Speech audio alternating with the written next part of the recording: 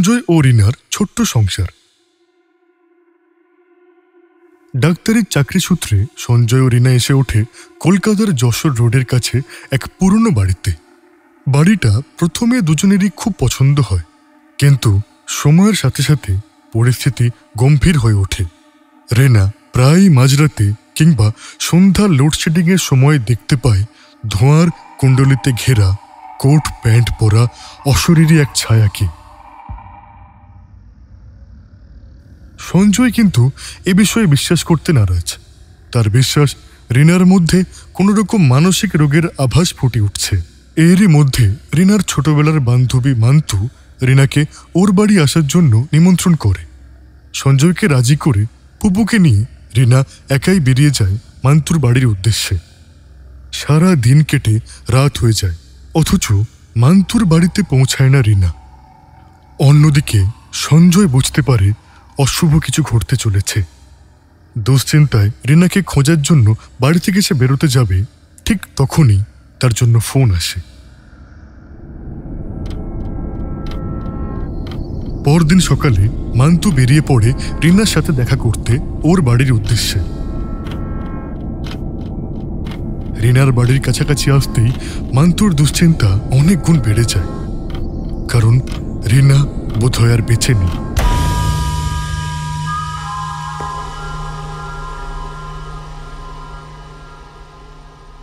আজ তারপর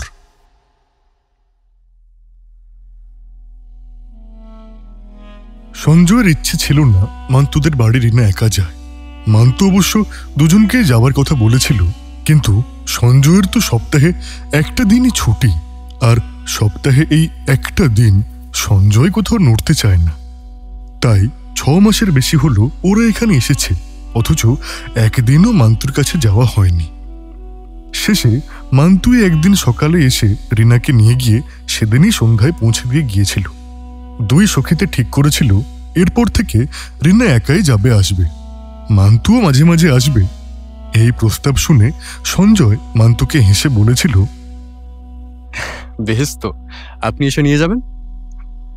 শুনে রিনা ফোঁস করে উঠেছিল, আহা, আমি কচি খুকি নাকি যেন একা যেতে পারি না?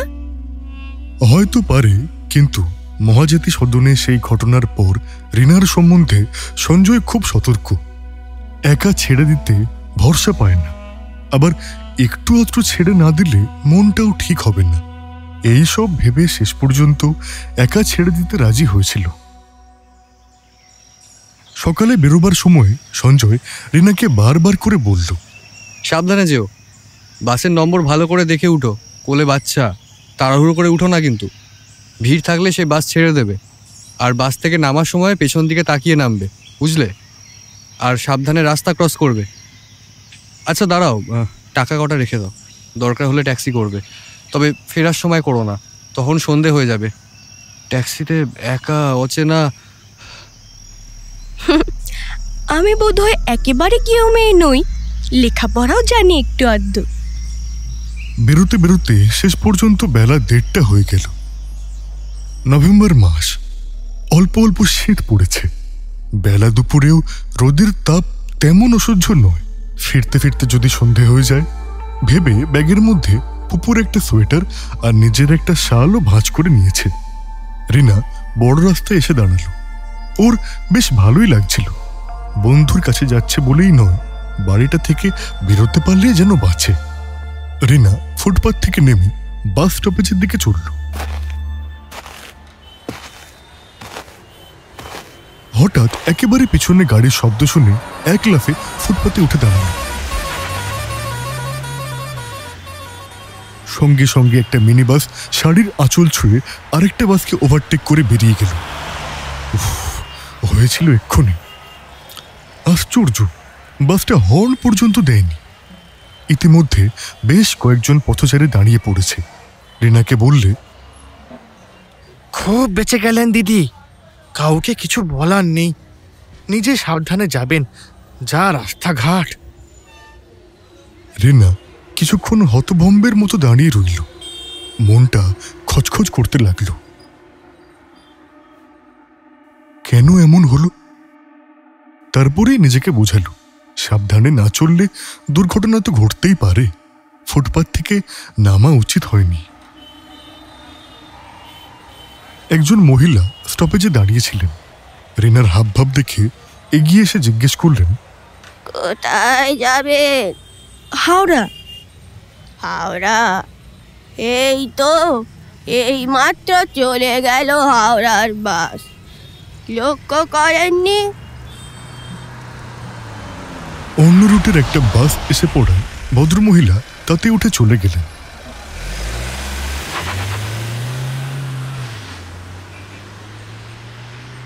রিনার মনটা খারাপ হয়ে গেল। ভদ্রমহিলা তাকে লক্ষ্য করছিলেন কেন? তবে কি সে অনেকক্ষণ দাঁড়িয়ে আছে? কিছু অস্বাভাবিকতা চোখে পড়েছে। ঘড়ির দিকে তাকালো। 2:15, অর্থাৎ আধ ঘন্টারও বেশি দাঁড়িয়ে আছে। 119 নম্বর বাসও এসেছিল, খেয়াল করেনি। মনটা ঠিক করে নিয়ে রিনা বাসের জন্য অপেক্ষা করতে লাগলো। একটু পরেই আরেকটা 119 নম্বর এলো। বেশ ভিড়, তবু রিনা উঠল। লেডিস সিট একটাই খালি ছিল। রিনা বসে পড়ল। বাস চলেছে, লোক নামছে উঠছে। যত লোক নামছে তার চেয়ে ঢের বেশি উঠছে। রিনা জানলা দিয়ে দেখতে দেখতে যাচ্ছিল। এসব রাস্তা সে চেনে না। বাসটা কোন কোন জায়গা দিয়ে যাচ্ছে তাও জানে না। শুধু এটুকুই জানে বাসটা হাওড়া ময়দান পর্যন্ত যাবে। পুপু এতক্ষণ বেশ শান্ত হয়েছিল, এখন দুষ্টুমি শুরু করেছে। তার আর দোষ কি? মায়ের কোলে আড়ষ্ট হয়ে শুয়ে থাকা কতক্ষণ আর সম্ভব? একবারও হাত পা ছুঁড়তে ছুঁড়তে কোল থেকে পড়ে যায় আর কি। রিনা জানলা থেকে মুখ ফিরিয়ে সোজা হয়ে পুপুকে জোর করে কোলে তুলে নিল। সামনে লোক সার সার দাঁড়িয়ে। লেডিস সিটের সামনেই রড ধরে ঝুঁকে দাঁড়িয়ে রয়েছে প্যাসেঞ্জাররা। বাসের ওদিকেও একই অবস্থা। বাবা, সবাই হাওড়া ময়দান পর্যন্ত যাবে নাকি? তাহলে ওই ভিড় ঠেলে পুপুকে নিয়ে নামবে কি করে? তারপরেই ভাবল, অসুবিধে আর কি, সবাই নেমে গেলে ধীরে সুস্থে নামবে। হঠাৎ রিনা দেখল বাসের সামনের দিকে যারা দাঁড়িয়ে আছে তাদের মধ্যে একজন তাকে লক্ষ্য করছে।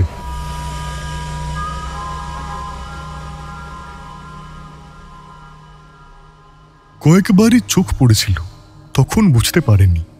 এখন স্পষ্ট বুঝতে পারল, হ্যাঁ, তাকেই দেখছে। কিন্তু লোকটিকে পুরোপুরি দেখা যাচ্ছে না। ভিড়ে আড়াল পড়ে গেছে। এমনকি মাথা মুখও দেখতে পাওয়া যাচ্ছে না, শুধু চোখ দুটো দেখা যাচ্ছে। এক দৃষ্টে তার দিকে তাকিয়ে আছে, যেন চোখের ভাষায় বলতে চাইছে, আমায় চিনতে পারছো না? রিনারও মনে হলো ওই চোখ যেন তার খুব পরিচিত, কোথায় যেন দেখেছে। রিনা কয়েকবার তাকালো, তারপর চোখ ফিরিয়ে নিয়ে ভাবতে চেষ্টা করল লোকটি কে হতে পারে। ওই ছাউনি যে তার খুবই চেনা। বাসটা প্রথমে বেশ জোরেই চলছিল, তারপর ক্রমশ কেমন ঢিকিয়ে ঢিকিয়ে চলতে লাগলো। প্যাসেঞ্জাররা তো চেঁচামেচি শুরু করে দিল। বাস চলছে না গরুর গাড়ি? বাসটা একটা বড় ক্রসিংয়ের স্টপেজে এসে থামল। অনেক প্যাসেঞ্জার উঠল, অনেকে নামল। কন্ডাক্টর দুবার ঘন্টি বাজাল, কিন্তু হঠাৎই বাসটার ইঞ্জিন থেমে গেল। আর স্টার্ট নিল না। কন্ডাক্টর বলল গাড়িটা ঠেলার দরকার। কয়েকজন প্যাসেঞ্জার নেমে গিয়ে কন্ডাক্টরের সঙ্গে গাড়ি ঠেলতে লাগল।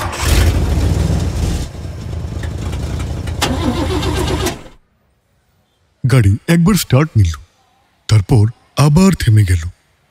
গতিক সুবিধার নয় দেখে অনেকেই নেমে পড়ে অন্য বাস ধরতে লাগলো। কেউ কেউ কন্ডাক্টরের কাছে টিকিটের পয়সা ফেরত চাইতে লাগলো। বাস খালি হয়ে গেল। শুধু রিনা চুপ করে বসে রইল, বুঝতে পারছিল না কি করবে। কন্ডাক্টর এসে বলল, আপনি বসে আছেন কেন? বাস যাবে না। রিনা তাড়াতাড়ি পুপুকে কোলে নিয়ে উঠে পড়ল। কন্ডাক্টরটি বোধহয় হৃদয়বান, বলল টিকিটের পয়সা ফেরত নিন। বলে টিকিটটা নিয়ে পয়সা ফেরতও দিয়ে দিল। জিজ্ঞেস করল, কোথায় যাবেন? ক্ষীরতলা। সেটা আবার কোথায়? হাওড়ায়। পিছনে তখন অনেকগুলো বাস এসে পড়েছিল। কন্ডাক্টর ঝুঁকে পড়ে একটা বাস দেখিয়ে দিয়ে বলল সেটাই চলে যাওয়ার জন্য। রিনা তাড়াতাড়ি নেমে পড়ল। একবার সেই লোকটিকে খুঁজে দেখার কথা মনে হলো। চারিদিকে তাকালো, কিন্তু এমন কাউকে দেখতে পেল না যে তাকে দেখছে। বুঝলো যে দেখছিল সে এতক্ষণে নেমে অন্য বাসে চলে গেছে। কাছেই বাসটা দাঁড়িয়েছিল। রিনা তাড়াতাড়ি উঠে পড়ল। এ বাসটাতেও ভিড় কম ছিল না। কিছুক্ষণের মধ্যে ভিড় আরো বেড়ে গেল। সেই ঠাসাঠাসি ভিড়। বাস যাচ্ছে তো যাচ্ছে, পথ যেন আর শেষ হয় না। বসে বসে রিনার ঘুম এলো। দু একবার ঢুলুনি, তারপর কখন এক সময় ঘুমিয়ে পড়ল। কতক্ষণ ঘুমিয়েছিল ঠিক নেই। পুপুর কান্নায় ঘুম ভেঙে গেল। রিনা পুপুকে বুকের ওপর টেনে নিয়ে সামনে তাকাতেই দেখতে পেল সেই অদৃশ্য মানুষটার চোখ। আগের মতোই দূর থেকে তাকে এক দৃষ্টি দেখছে। এবারও তার মুখ বা দেহ কিছুই দেখা যাচ্ছে না। ভিড়ের আড়ালে অদৃশ্য। রিনা খুব অবাক হলো। লোকটা এই গাড়িতে উঠেছে। তাহলে আগের বাসটা খারাপ হলে সে যখন নেমেছিল তখন লোকটাকে দেখা গেল না কেন? রিনা চোখ সরিয়ে নিয়ে জানলার বাইরে দেখতে লাগলো। একটু পরে বাসটা এক জায়গায় এসে থামল। রাস্তাটা আগের মতো চওড়া নয়, খুব ঘিঞ্জি।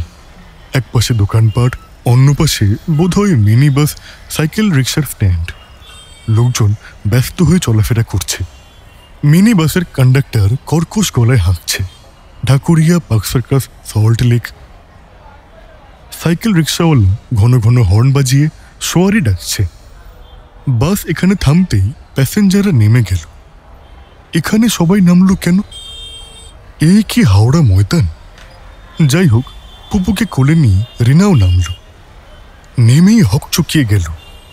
না, এ তো হাওড়া ময়দান নয়, হাওড়া স্টেশনও নয়।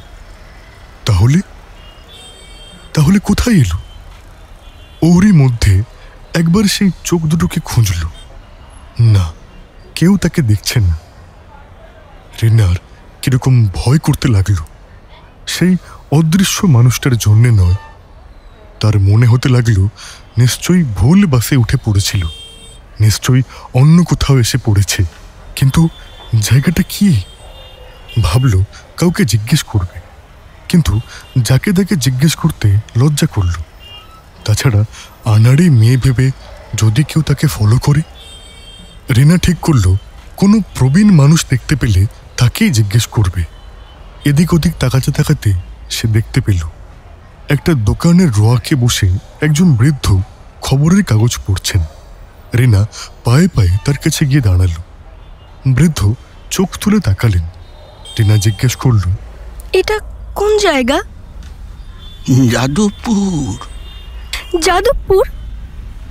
তুমি তুমি কোথায় যাবে মা? এটা তো যাদবপুর স্টেশন রোড। এখানে কোনো নম্বর খুঁজছো নাকি? তবে আমি হাওড়া যাব। হাওড়া যাবে?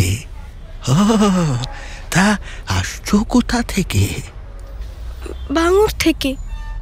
বাঙুর মানে? লেকটাউন, বাঙুর। ও, সেখান থেকে এখানে? রিনা তখন সব ঘটনা বলল। সব শুনে বৃদ্ধ বললেন, তুমি তুমি কি হাওড়া স্টেশনেই যাবে? না, হাওড়া ময়দান। তাহলে তো তুমি অনেকটা এগিয়ে এসেছো মা। যেখানে নেমেছিলে সেখানেই বাস পেতে। তুমি ওখানেই চলে যাও। রিনা একটু ভেবে বলল, আমি ভাবছি বাঙুরেই ফিরে যাব। সেই ভালো, তুমি নতুন, সন্ধ্যের পর হয়তো জায়গা চিনতে পারবে না। অবশ্য এখান থেকে বাঙুর যাওয়ার টানা বাসও নেই। বাস চিনে বদলাতে পারবে তো? তুমি তুমি এক কাজ করো, সামনেই যাদবপুর স্টেশন, ওখান থেকে শিয়ালদা চলে যাও। 3টে station, Dhakuria, Ballygunge, park circus. যেখানে নামবে সেটা সাউথ স্টেশন। সেখান থেকে নর্থ স্টেশনে এসে যে কোনো গাড়িতে উঠলেই ওই উল্টো ডিঙি পৌঁছে যাবে। একটাই স্টেশন। তারপর ওখান থেকে একটা রিক্সা নিয়ে নেবে। আমার ধারণা উল্টো ডিঙি থেকে বাঙুর রিক্সা যায়। রিনা খুশি হয়ে বৃদ্ধকে নমস্কার করে যাদবপুর স্টেশনে গেল।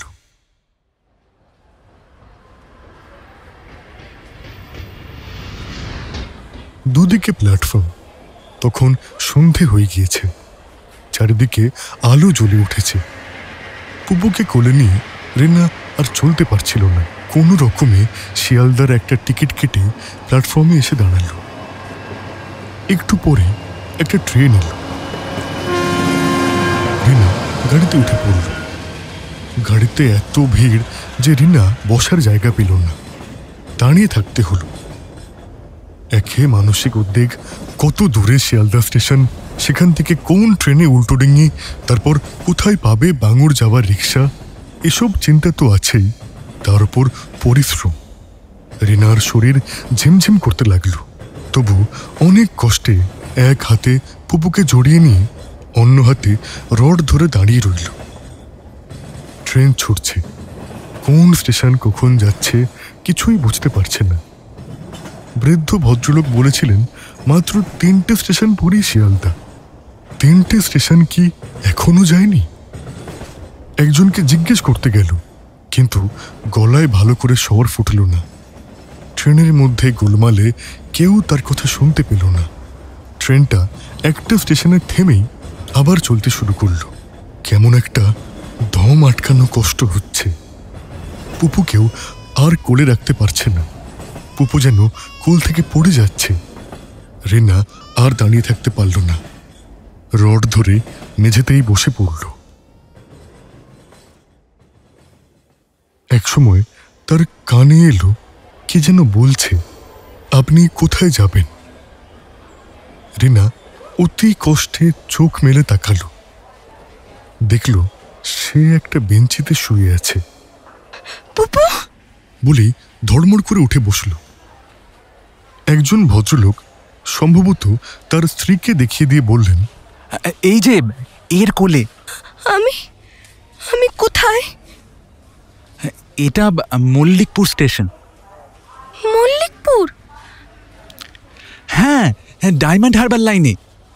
এরপরই বারুইপুর। আপনি কোথায় যাবেন? আমি তো শিয়ালদা। শিয়ালদা? তো এদিকে এলেন কি করে? রিনা কিছুক্ষণ ফেল ফেল করে তাকিয়ে রইল। তারপর ধীরে ধীরে বলল, আমি আমি জানি না। আপনি তো উল্টো দিকে এসে পড়েছেন। রিনা বিহবল দৃষ্টিতে তাকিয়ে রইল।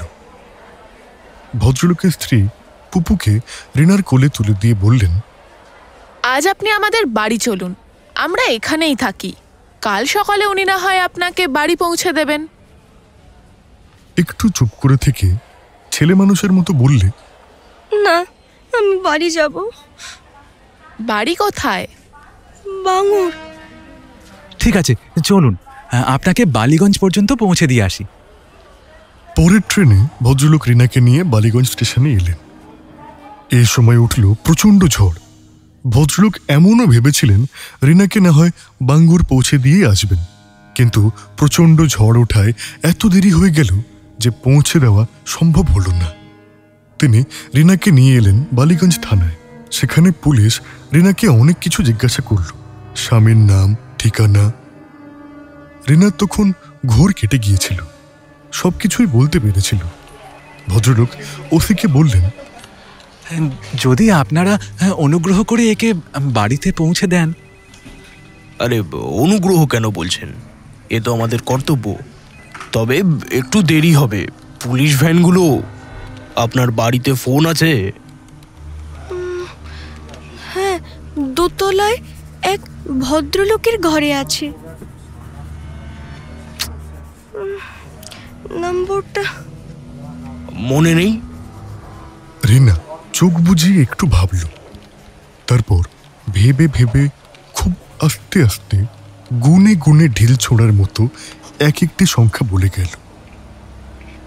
ওসি তখনই রিসিভার তুললেন।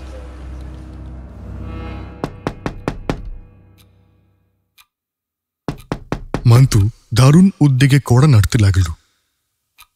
ভেতর থেকে পুরুষের সাড়া পাওয়া গেল। কে? ব্যাকুল কণ্ঠস্বর যেন বন্ধ দরজার উপরে আছড়ে পড়ল। আমি মান্তু। দরজা খুলে দিল সঞ্জয়। রিনা কোথায়? ভালো আছে তো? উত্তর পাবার দরকার ছিল না। মান্তু দেখল ম্লান ক্লান্ত মুখে বিহবল দৃষ্টিতে রিনা তাকিয়ে আছে। সঞ্জয় হেসে বলল, আসুন, কাল অনেক রাত্রিরে আপনার বান্ধবীকে উদ্ধার করে এনেছি।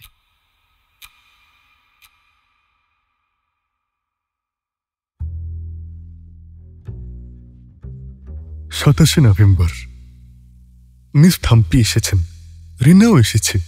রিনাকে মান্তুই নিজে গিয়ে নিয়ে এসেছে। একদিন থাকবে। আসল উদ্দেশ্য মিস থাম্পির মতো মানুষ যখন আসছেন তখন রিনাকে একবার দেখিয়ে নেওয়া। মিস থাম্পি তো সারা জীবন প্রেতচর্চাই করছেন। রিনাকে দেখলে, তার মুখ থেকে সব শুনলে হয়তো মিস থাম্পি বলতে পারবেন মানসিক ব্যাধি না অন্য কিছু। মান্তুর উদ্দেশ্যটা রিনাও জানত না। এখানে এসেই শুধু এক পেয়ালা কফি খেয়ে বেরোবার জন্যে ব্যস্ত হয়ে উঠলেন মিস থাম্পি। রিনার সঙ্গে আলাপ করার আগ্রহ দেখালেন না। মান্তু তবু এক নিঃশ্বাসে পরিচয়টুকু মাত্র দিতে পারল। তাও তিনি ভালো করে শুনলেন বলে মনে হল না। চলুন মিস্টার চৌধুরী, আগে পার্ক স্ট্রিটের সিমেট্রিটা দেখে আসি বলে তখনই ললিতবাবুকে নিয়ে বেরিয়ে পড়লেন। পার্ক স্ট্রিটের সেই 150 বছরেরও বেশি পুরনো কবরখানাটা মিস থাম্পি অনেকক্ষণ ঘুরে ঘুরে দেখলেন। বড় বড় গাছের ছায়ায় জায়গাটা বেশ ঠান্ডা। মিস থাম্পির খুব ভালো লাগল। কয়েক জায়গায় কয়েকটা কবর পরীক্ষা করলেন। ব্যাগ থেকে একটা শিশি বের করে খানিকটা কবরের মাটি পুড়ে নিলেন। একটা পুরনো কবরের পাশে উপুড় হয়ে শুয়ে কান পেতে কি যেন শুনলেন। এমনি করে সারা সকাল কাটালেন। মিস থাম্পি বেরিয়ে গেলে মান্তু 2 পেয়ালা কফি নিয়ে রিনার কাছে এসে বসল। কি রে, মুখ অমন ভার কেন? মন কেমন করছে বুঝি? মন বলে বোধ হয় আর কিছু নেই। হ্যাঁ রে, আমায় কি রাত্রি থাকতেই হবে? বরকে ছেড়ে বুঝি একটা রাত্রিরও থাকতে ইচ্ছা করে না? রিনার ফ্যাকাশে মুখে লালচে আভা ফুটে উঠল। না, তা নয়, ওই বাড়িতে একা থাকা। ধুর, তুই একটা পাগল। বলে মান্তু রান্নাঘরের দিকে উঠে গেল। রাত্রিরে সঞ্জয় বাড়িতে একা থাকবে এ দুর্ভাবনা তো রিনার ছিলই। তাছাড়া এখানেও তার আর ভালো লাগছে না। সে এসেছিল নিরিবিলিতে বন্ধুর সঙ্গে গল্প করতে, কিন্তু এদিনই একজন ভিআইপি এসে হাজির। এই মহিলাটিকে রিনার মোটেই ভালো লাগছিল না। একে তো অবাঙালি, চালচলন আলাদা, কথাও কম বলেন, তাছাড়া কিছু প্রেত চর্চা করেন। নিজের ঘরেই নিত্য ভূতের আতঙ্ক, তারপর এখানে এসেও। চিন্তায় বাধা পড়ল। একজন মহিলাকে নিয়ে মান্তু ঘরে ঢুকল। রিনার সঙ্গে আলাপ করিয়ে দিল। ভদ্রমহিলা মান্তুদের প্রতিবেশী, মিসেস লাহিড়ি। ছোটখাটো হাসি খুশি মানুষটি, ফর্সা রং, গোল মুখ, কপালে বড় একটা টিপ। মিসেস লাহিড়ি আলাপ করতে আসেননি, এসেছিলেন অন্য উদ্দেশ্যে। তাই রিনার সঙ্গে আলাপটা হলো দায়সারা গোছের। তারপরেই মান্তুকে বলল বিকেলে ওকে নিয়ে যেতে। রিনা ভেবেছিল বুঝি তাকেই নিয়ে যাওয়ার কথা বলছেন। না, তা নয়, নেমন্তন্নটা ওই মাদ্রাজি মহিলাকে। মান্তু বলল, হ্যাঁ নিয়ে যাব, উনি ফিরে এলে বলবো আপনি নিমন্ত্রণ করতে এসেছিলেন। বেলা 2টো নাগাদ মিস থাম্পিকে নিয়ে ললিতবাবু ফিরলেন। খাওয়া দাওয়া সেরে মিস থাম্পি লিখতে বসলেন। বিকেল 3:30 সময় এক কাপ কফি খেলেন। তখন মান্তু খুব বিনীতভাবে মিসেস লাহিড়ির কথা বলল। আপনার কখন সুবিধা হবে? মিস থাম্পি প্রথমে একটু অনিচ্ছা প্রকাশ করছিলেন। ওর বাড়ি যাবার ইচ্ছে তার ছিল না। শেষে মান্তুর বিশেষ অনুরোধে রাজি হলেন। ঘড়ির দিকে তাকিয়ে নিয়ে বললেন, 4:30। ইতিমধ্যে মিস থাম্পির সঙ্গে রিনার অনেকবারই দেখা হলো, কিন্তু তিনি কোনো কথা বলেননি, যেন কোনো আগ্রহী নেই। মিস থাম্পির এমন ব্যবহারে মান্তু বেশ অস্বস্তিতেই পড়ল। ওর কাছে ধীরে সুস্থে বসে রিনা কথা বলবে, এই জন্যই তো রিনাকে আনা, কিন্তু সবই যেন ভেস্তে যাচ্ছে। যাই হোক, ঠিক 4:30 সময় মিস থাম্পিকে নিয়ে মান্তু মিসেস লাহিড়ির বাড়ি চলল। রিনা যেতে চায়নি, মান্তু জোর করেই নিয়ে গেল। মান্তুদের বাড়ির 2খানা বাড়ি পরেই মিসেস লাহিড়ির বাড়ি। বাড়ির সামনে উঁচু রোয়াক, দুপাশে খুবই সাধারণ ফুলের বাগান। মিস থাম্পি এখানে নতুন অতিথি, তবু তিনি লম্বা লম্বা পা ফেলে আগে আগে হাঁটছিলেন। নিজেই গেট খুলে খোশ মেজাজে বাগান দেখতে দেখতে ভেতরে ঢুকলেন। রোয়াকে দাঁড়িয়েছিলেন কর্তা গিন্নি, অতিথিকে অভ্যর্থনা করার জন্যে। পাশে ওদের ছেলে, বছর 13 বয়স। মিস থাম্পি রোয়াকে উঠে একটু দাঁড়িয়ে পড়লেন। কপালে যেন একটু ভাঁজ পড়ল, কিন্তু তা কয়েক মুহূর্তের জন্যে। মিসেস লাহিড়ি অভ্যর্থনা করলেন, আসুন, ইনি আমার হাজব্যান্ড। ভদ্রলোক নিজেই বাকি পরিচয়টুকু দিলেন। নমস্কার, আমি নির্মল লাহিড়ি। মিস থাম্পি গভীর আন্তরিকতায় হ্যান্ডশেক করলেন। আমার ছেলে দেবল, ক্লাস 8-এ পড়ছে। মিস থাম্পি হেসে তার চুলের ওপর একটু আদর করে দিলেন। নির্মলবাবু সবাইকে নিয়ে ভেতরের ঘরে বসালেন। মিসেস লাহিড়ি অস্বস্তিতে পড়লেন। কোন কথা দিয়ে কিভাবে আলাপ শুরু করবেন, বাংলায় বলতে পারলে সুবিধে হতো। নির্মলবাবুই কথা শুরু করলেন। তার ইচ্ছে ছিল প্রেততত্ত্ব নিয়ে কিছু জিজ্ঞেস করেন, কিন্তু আমল পেলেন না। তিনি একবারই শুধু জিজ্ঞেস করেছিলেন, সত্যি কি আপনি অশরীরী কিছুতে বিশ্বাসী? মিস থাম্পি একটু হেসেছিলেন, উত্তর দেননি। এতে স্বামী স্ত্রী দুজনেই ভারী লজ্জিত হয়েছিলেন। এরপর খাওয়া, কফি আর কেক, সঙ্গে পোটেটো চিপস। মিস থাম্পি বেশ তৃপ্তি করেই খেলেন। খেতে খেতেই থাম্পি জিজ্ঞেস করলেন, এখানে লোডশেডিং হয় কিনা, হলে কি করেন। তারপর হঠাৎই মান্তুকে ইশারায় বললেন ছেলেটিকে বাইরে পাঠিয়ে দিতে।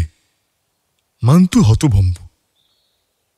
মিসেস লাহিড়িও প্রথমে ঠিক বুঝতে পারলেন না তার ছেলেকে ঘর থেকে চলে যেতে হবে কেন। ও তো চুপচাপ একপাশে বসে আছে, কোনো রকম অভদ্রতা করেনি। কিন্তু মিস থাম্পি আবার চোখের ইশারা করতেই দেবলকে উনি বাইরে পাঠিয়ে দিলেন। একটা অজানা আশঙ্কায় স্বামী স্ত্রীর বুক কাঁপতে লাগল। মিস থাম্পি গৃহকর্তাকে লক্ষ্য করে হেসে বললেন, মিস্টার লাহিড়ি, আপনি কিন্তু আপনার ফ্যামিলির সকলের কথা বলেননি। আমি তো সকলের সঙ্গেই পরিচয় করিয়ে দিয়েছি। সকলে বলতে আমার মিসেস আর ওই শুধু মেয়েটা এখানে নেই, মামার বাড়ি গেছে। কিন্তু আপনাদের সঙ্গেই আছেন এমন একজনকে আপনারা বাদ দিয়েছেন। স্বামী স্ত্রী দুজনেই অবিশ্বাসের দৃষ্টিতে মিস থাম্পির দিকে তাকালেন। মিস থাম্পি বললেন, আমি কিন্তু আপনাদের বাড়ি ঢুকেই তাকে দেখতে পেয়েছি। আরো একজনকে দেখেছেন? হ্যাঁ, আপনারা যখন আমায় রিসিভ করছিলেন তিনিও পিছনে দাঁড়িয়েছিলেন। আমার সঙ্গে চোখাচোখি হতেই ছুটে ঘরের মধ্যে চলে গেলেন। আমি ঘরে ঢুকেই তাকে খুঁজেছিলাম, কিন্তু তখন আর দেখতে পেলাম না। দেখলাম পরে খাবার সময় টেবিলের অল্প দূরে দাঁড়িয়েছিলেন। ভারী শাই টাইপের সফট ভদ্রমহিলা। সারা ঘর জুড়ে কেমন একটা অস্বস্তি। কেউ সেই মুহূর্তে কোনো কথা বলতে পারল না। এখন বলুন, ইনি কে? স্বামী স্ত্রী একেবারে বোবা হয়ে গেলেন, নিজেদের মধ্যে মুখ চাওয়াচাই করলেন। নির্মলবাবু একটু সামলে নিয়ে বললেন, আর তো কেউ নেই মিস থাম্পি? নেই, কিন্তু এক সময় ছিলেন একজন মহিলা, বয়স বছর 20-22, পাতলা গড়ন, শ্যামবর্ণা, লম্বা চুল, একটু যেন কুঁজো হয়ে হাঁটেন। শুনতে শুনতে লাহিড়ী বাবুর মুখটা ফ্যাকাশে হয়ে গেল।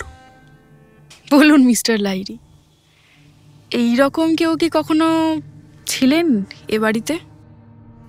মিস থাম্পির গলার স্বরটা কেমন যেন অস্বাভাবিক শোনাল। কয়েক মিনিট নিরেট স্তব্ধতা। তারপর নির্মল লাহিড়ী অস্ফুট স্বরে বললেন, আপনি যেরকম বর্ণনা দিচ্ছেন তাতে মনে হচ্ছে আপনি আমার ফার্স্ট ওয়াইফের কথা বলছেন, কিন্তু সে তো অনেক দিন হলো।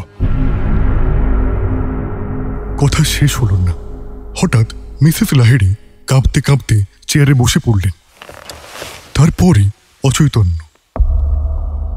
বেমুড়ো নির্মল লাহিড়ী দু হাতে মিসেস লাহিড়ীর দেহটা ধরে রইলেন। ডোন্ট ওয়ারি, একটু পরে উনি সুস্থ হয়ে উঠবেন।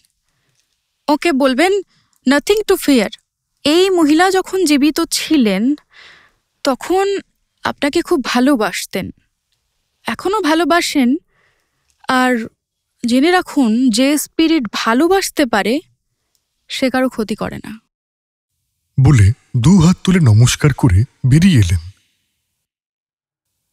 বাড়ি ফিরে মান্তু ললিতবাবুকে সব ব্যাপারটা বলল।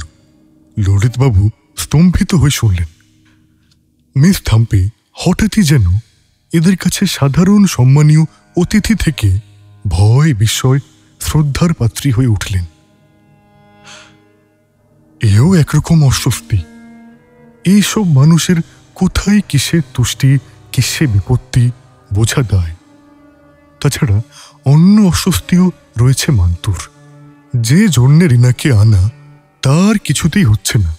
ওকে নিয়ে যে নিরিবিলিতে মিস থাম্পির কাছে বসবে, মিস থাম্পি তার ফুরসতটুকুও দিচ্ছেন না। মিসেস লাহিড়ীর বাড়ি থেকে ফিরে এসে আবার খাতাপত্র নিয়ে বসেছেন উনি। হয়তো আরও 2-1 দিন থাকবেন, কিন্তু রিনা আর কিছুতেই থাকবে না। ওকে কাল সকালেই পৌঁছে দিয়ে আসতে হবে। রিনার উপরই মান্তুর রাগ হল। ও যদি নিজে মিস থাম্পির কাছে গিয়ে সোজাসুজি বিপদের কথা বলতো তাহলে তো হাঙ্গামা চুকিয়ে যেত, কিন্তু ও তো ত্রিসীমানায় ঘেঁষছেই না। রাত 9টা বাজল। মিস থাম্পি তার খাতা নোটবই ব্যাগে পরে বেরিয়ে এলেন। আপনার খাবার ব্যবস্থা করি? করুন, আজ তাড়াতাড়ি শোবো, খুব টায়ার্ড। খাওয়া দাওয়া চুকে গেল খুব তাড়াতাড়ি আর নিঃশব্দে, যা সচরাচর হয় না। কারণ যার সঙ্গে ওরা গল্প করবে ভেবেছিলেন তিনিই তো অতিশয় গম্ভীর। মান্তু দেখল আর সময় নেই। খাওয়ার পরে মিস থাম্পি শুয়ে পড়বেন, আর রিনাও কাল সকালেই চলে যাবে। কাজেই খাওয়ার পরে রিনাকে নিয়ে ওর ঘরে ঢুকতে হবে। মান্তুকে দুর্ভাবনার হাত থেকে বাঁচালেন মিস থাম্পি। খাওয়া শেষ করে রিনা থালায় আঙুল দিয়ে আঁক কাটছিল। হঠাৎ মিস থাম্পি জিজ্ঞেস করলেন, ওয়াই ইউ লুক সো পেল? রাত্রে ভালো ঘুম হয় না? রিনা চমকে মিস থাম্পির দিকে তাকালো। Are you a victim of any nightmare? রাত্রে কোনো দুঃস্বপ্ন দেখো?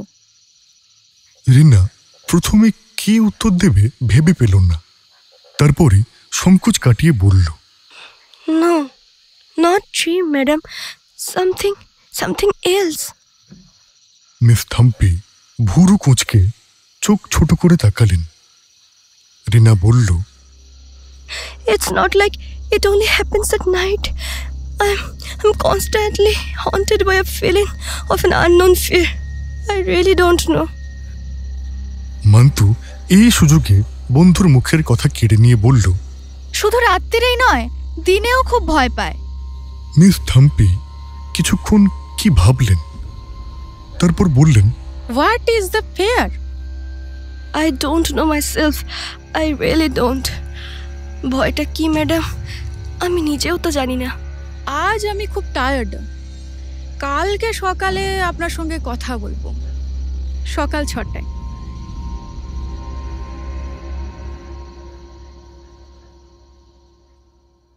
বাড়িতে রিনা নেই, কাজেই ফেরার তাড়া নেই।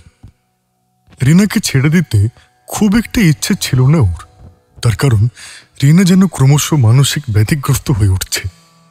এ বিষয়ে সঞ্জয়ের বিন্দুমাত্র সন্দেহ নেই। এ অবস্থায় রিনাকে চোখের আড়াল করার এতটুকু ইচ্ছে সঞ্জয়ের ছিল না। অবশ্য মান্তু কথা দিয়েছে, সে যেমন নিজে রিনাকে নিয়ে যাচ্ছে, রাত পোহালেই তেমনি নিজেই পৌঁছে দিয়ে যাবে। মান্তু আড়ালে ওকে মিস থাম্পের কথাও বলেছে। অসাধারণ ক্ষমতা সম্পন্ন মহিলা, প্রেত চর্চাই তার জীবনের একমাত্র ব্রত।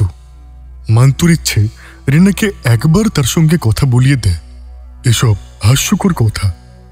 মহিলাটি কি ঝাড়ফুঁক করে রিনাকে সুস্থ করে তুলবেন? তবু সঞ্জয় বাধা দেয়নি। ভেবেছে মান্তুর বাড়িতে এক রাত্রি থাকলে রিনার হয়তো ভালোই লাগবে, মান্তুও তাকে বোঝাতে পারবে। সারাদিন হাসপাতালে কাজের মধ্যে কেটে গেল। রিনা যে বাড়ি নেই এ কথা একবারও মনে হলো না। মনে পড়ল বিকেলে হাসপাতাল থেকে বেরোবার পর। ভাবল এখনই গিয়ে কি করবে, বাড়ি তো খালি। সঞ্জয়ের অবশ্য হুটহাট যাওয়ার মতো জায়গা একটা আছে, সেটা ডাক্তার রুদ্রর বাড়ি। সঞ্জয় ঠিক করল ওখানেই যাবে।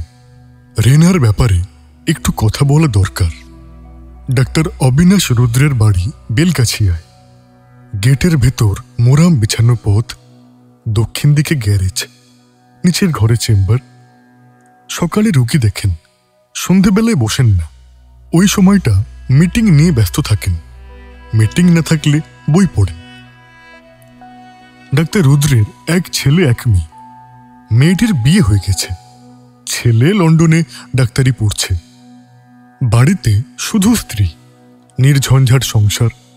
সঞ্জয় কলকাতায় এসেই ভেবেছিল রিনাকে নিয়ে ডাক্তার রুদ্রের বাড়িতে বেড়াতে আসবে, কিন্তু তখন রিনাকে নিয়ে সিনেমা থিয়েটার দেখাতেই দিন কেটে গেল। তারপরই রিনা ভয় পেতে আরম্ভ করল। তারপর আর বেরোনো হলো না। শেষ পর্যন্ত ডাক্তার রুদ্রকেই আসতে হলো রিনাকে দেখতে। রিনার সঙ্গে সে তার প্রথম পরিচয়। যাবার সময় তিনি বারবার করে বলেছিলেন সঞ্জয় যেন রিনাকে একদিন নিয়ে যায় তার বাড়িতে, কাকিমা দেখবে। সঞ্জয় একদিন নিয়ে গিয়েছিল রিনাকে। রিনার মনে অস্বস্তি ছিল ডাক্তার রুদ্র হয়তো কাকিমার সামনেই তাকে ঠাট্টা করবেন, কিন্তু ডাক্তার রুদ্র ওসব কোনো কথাই তোলেননি। রিনার খুব ভালো লেগেছিল।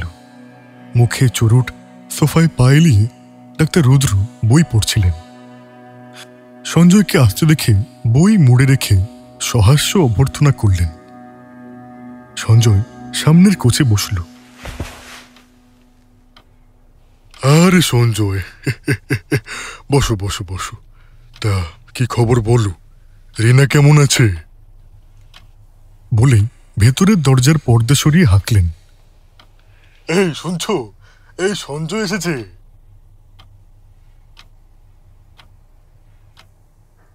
একটু পরেই ডাক্তার রুদ্রের স্ত্রী হাসি মুখে এসে দাঁড়ালেন। তা রিনাকে নিয়ে এলে না কেন? আজ আমি হাসপাতাল থেকে আসছি, আসলে ছুটির দিনে নিয়ে আসবো। বসো, আমি আসছি। বলে তিনি ভেতরে চলে গেলেন। সঞ্জয় তখন রিনার কথা বলল।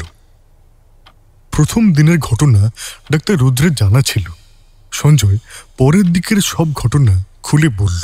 গ্লাস ভাঙা, ছবি চুরি থেকে শুরু করে মান্তুর বাড়ি একা বেড়াতে যাওয়া পর্যন্ত সব। বলল না শুধু মান্তুর সঙ্গে আজকে যাওয়ার কথাটা। লুকোবার তেমন কোনো কারণ ছিল না, কিন্তু মেস থাম্পের কথায় উনি হয়তো রাগ করবেন কিংবা হাসবেন। সব শুনে ডাক্তার রুদ্র গম্ভীর হয়ে রইলেন। সঞ্জয় জিজ্ঞেস করল, কেসটা আপনার কিরকম মনে হয়? মানসিক ব্যাধি? ওর সঙ্গে ভালো করে কথা না বললে বুঝতে পারবো না। মানসিক ব্যাধি ছাড়া আর কি হতে পারে? আপনি কি মনে করেন ও সত্যিই কোনো অশরীরী আত্মাকে দেখে? দেখো, এ সম্বন্ধে চট করে কিছু বলা ঠিক নয়। আমি অলৌকিক ব্যাপার নিজে দেখিনি, তবে রোগী দেখেছি। তারা কেউ সেরেছে? হ্যাঁ, সবাই সম্পূর্ণ সুস্থ হয়ে স্বাভাবিক জীবনযাপন করছে। নিশ্চয়ই ওই ঝাড়ফুঁক করে নয়? না না, চিকিৎসা করি। তবে সে চিকিৎসা ওষুধ ইঞ্জেকশন দিয়ে নয়, পেশেন্টের মনস্তত্ত্ব স্টাডি করে কিংবা জায়গা বদল করে। কোনো কোনো ক্ষেত্রে অন্য উপায়ও নিতে হয়েছে। আমার মনে হচ্ছে তোমার ধারণাই ঠিক। রেনা সাইকোপ্যাথিক পেশেন্ট হয়ে পড়েছে। হঠাৎ সাইকোপ্যাথিক পেশেন্ট হয়ে পড়লো কেন? তারও তো কোনো কারণ থাকবে। হ্যাঁ, কারণ তো থাকবেই, কিন্তু আমি তো কোনো কারণ দেখছি না। তুমি আর কতদিন ওকে দেখছো? 3 বছর, 4 বছর? তার আগেও তো কোনো ঘটনা ঘটতে পারে যা তুমি জানো না। এমনকি ওর মা বাবাও জানে না। এমনও হতে পারে ব্যাপারটা ওর নিজেরও মনে নেই। সে আবার কি? হ্যাঁ, আমি ঠিকই বলছি। খুব অল্প বয়সে হয়তো কোনো কিছুতে প্রচণ্ড ভয় পেয়েছিল। সেই ভয়ের কারণ বা স্বরূপ আজ আর মনে নেই, কিন্তু ভয়ের তীব্র অনুভূতিটা থেকে গিয়েছে সাবকনসিয়াস মাইন্ডে। ছোটবেলায় একবার নররাক্ষসের জ্যান্ত মুরগি খাওয়া দেখে ভয় পেয়েছিল, সেদিন তুমি বলছিলে না? হ্যাঁ, এবারও মহাজাতি সদনে ম্যাজিক দেখতে গিয়ে অজ্ঞান হয়ে গিয়েছিল, সে কথাও আপনাকে বলেছি। কিন্তু তার সঙ্গে এখনকার মানসিক একটা কারণ খুঁজে পেয়েছি কাকাবাবু। রিনা যাকে দেখে তার পরনে কালো কোট প্যান্ট। রিনা ছোটবেলায় যে নররাক্ষসকে দেখেছিল সেও আসলে ম্যাজিশিয়ান। আমার বিশ্বাস সেও কালো পোশাক পরতো। ভালো কথা বলেছ। রিনাকে একবার জিজ্ঞেস করে দেখো দেখি সেই ম্যাজিশিয়ানের পোশাকটা মনে আছে কিনা। করব। এই সময় ডাক্তার রুদ্রের স্ত্রী দুজনের জন্য চা, টোস্ট আর অমলেট নিয়ে ঘরে ঢুকলেন। প্লেট নামিয়ে কাজ সারতে মিসেস রুদ্র ভেতরে চলে গেলেন। ডাক্তার রুদ্র সোফায় আধশোয়া হয়ে খেতে খেতে বললেন, তবে আমার মনে হয় ওটা ঠিক কারণ নয়। ধরো, সেই ম্যাজিশিয়ানের কালো পোশাকটি যদি ভয়ের কারণ হয়, তাহলে যে কোনো কালো কোট প্যান্ট পরা লোক দেখলেই ভয় পাবে। মহাজাতি সদনে ম্যাজিক দেখার আগে ও কি কখনো কোনো কালো পোশাক পরা লোক দেখেনি? সঞ্জয় চুপ করে গেল। ধরেই নিলাম না হয় ছোটবেলার স্মৃতি থেকেই মহাজাতি সদনে ম্যাজিক দেখতে গিয়ে কিংবা ম্যাজিশিয়ানকে দেখে ভয় পেয়েছিল। তার সঙ্গে বাড়িতে ভয় পাওয়ার কারণ কি? আর কলকাতায় এসেই বা এতদিন পর ভয় পেতে লাগলো কেন? সব কেমন গোলমাল হয়ে যাচ্ছে কাকাবাবু। ডাক্তার রুদ্র চা শেষ করে একটা চুরুট ধরালেন, বললেন,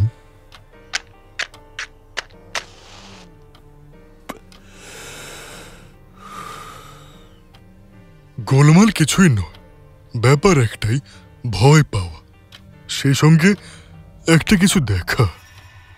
আপনিও বিশ্বাস করেন ও কিছু দেখে? দেখো দেখো, আমি তো আগেই বলেছি ও বিষয়ে চট করে কিছু বলা যাবে না। রোগের বিকারে মানুষ নিজে থেকেই বকে, কিন্তু যা বকে তা ভুল বকা। মানসিক রোগে লোকে নানা কারণে ভয় পায়, কখনো কোনো শব্দ শুনে, কখনো কোনো বিশেষ গন্ধ পেয়ে, কখনো বা কিছু দেখে, অথচ সে শব্দ, গন্ধ বা বস্তু হয়তো আদপে কিছুই নেই। তাহলে আপনি সেই আমার কথাতেই আসছেন, রিনা তবে সাইকোপ্যাথির পেশেন্ট? হ্যাঁ, তাই। সঞ্জয় নিজেই কতবার রিনাকেই বলেছে তুমি মানসিক ব্যতিগ্রস্ত হয়ে পড়েছ। আর আজ ডাক্তার রুদ্রের মুখে ওই একই কথা শুনে তার মুখটা শুকিয়ে গেল। ম্লান মুখে জিজ্ঞাসা করল, তাহলে ট্রিটমেন্ট আমি করব, অবশ্য যদি বুঝি সত্যি ওর মানসিক রোগ হয়েছে। শুনে অবাক হবে, আমি এখন মেসমেরিজম নিয়ে কিছু পড়াশোনা করছি। বলতে বলতে সামনের র্যাক থেকে কতগুলো ফাইল বের করে টেবিলের উপর রাখলেন। বললেন,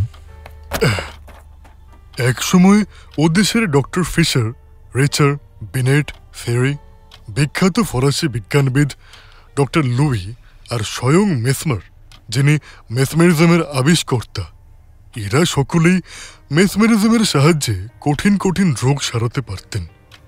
সেই সব খবরের কাটিং এই ফাইলে আছে। কৌতূহল থাকলে একটা ছুটির দিনে এসে পড়ে দেখতে পারো। এখনো এদেশে বহু জটিল রোগ মেসমেরিজমের সাহায্যে সারানো যায়। আমাদের দেশে ঝাড়ফুঁক করে রোগ সারানো হতো, এখনো পল্লীগ্রামে ঝাড়ফুঁকের ব্যবস্থা চলে। এই ঝাড়ফুঁকও এক ধরনের মেসমেরিজম।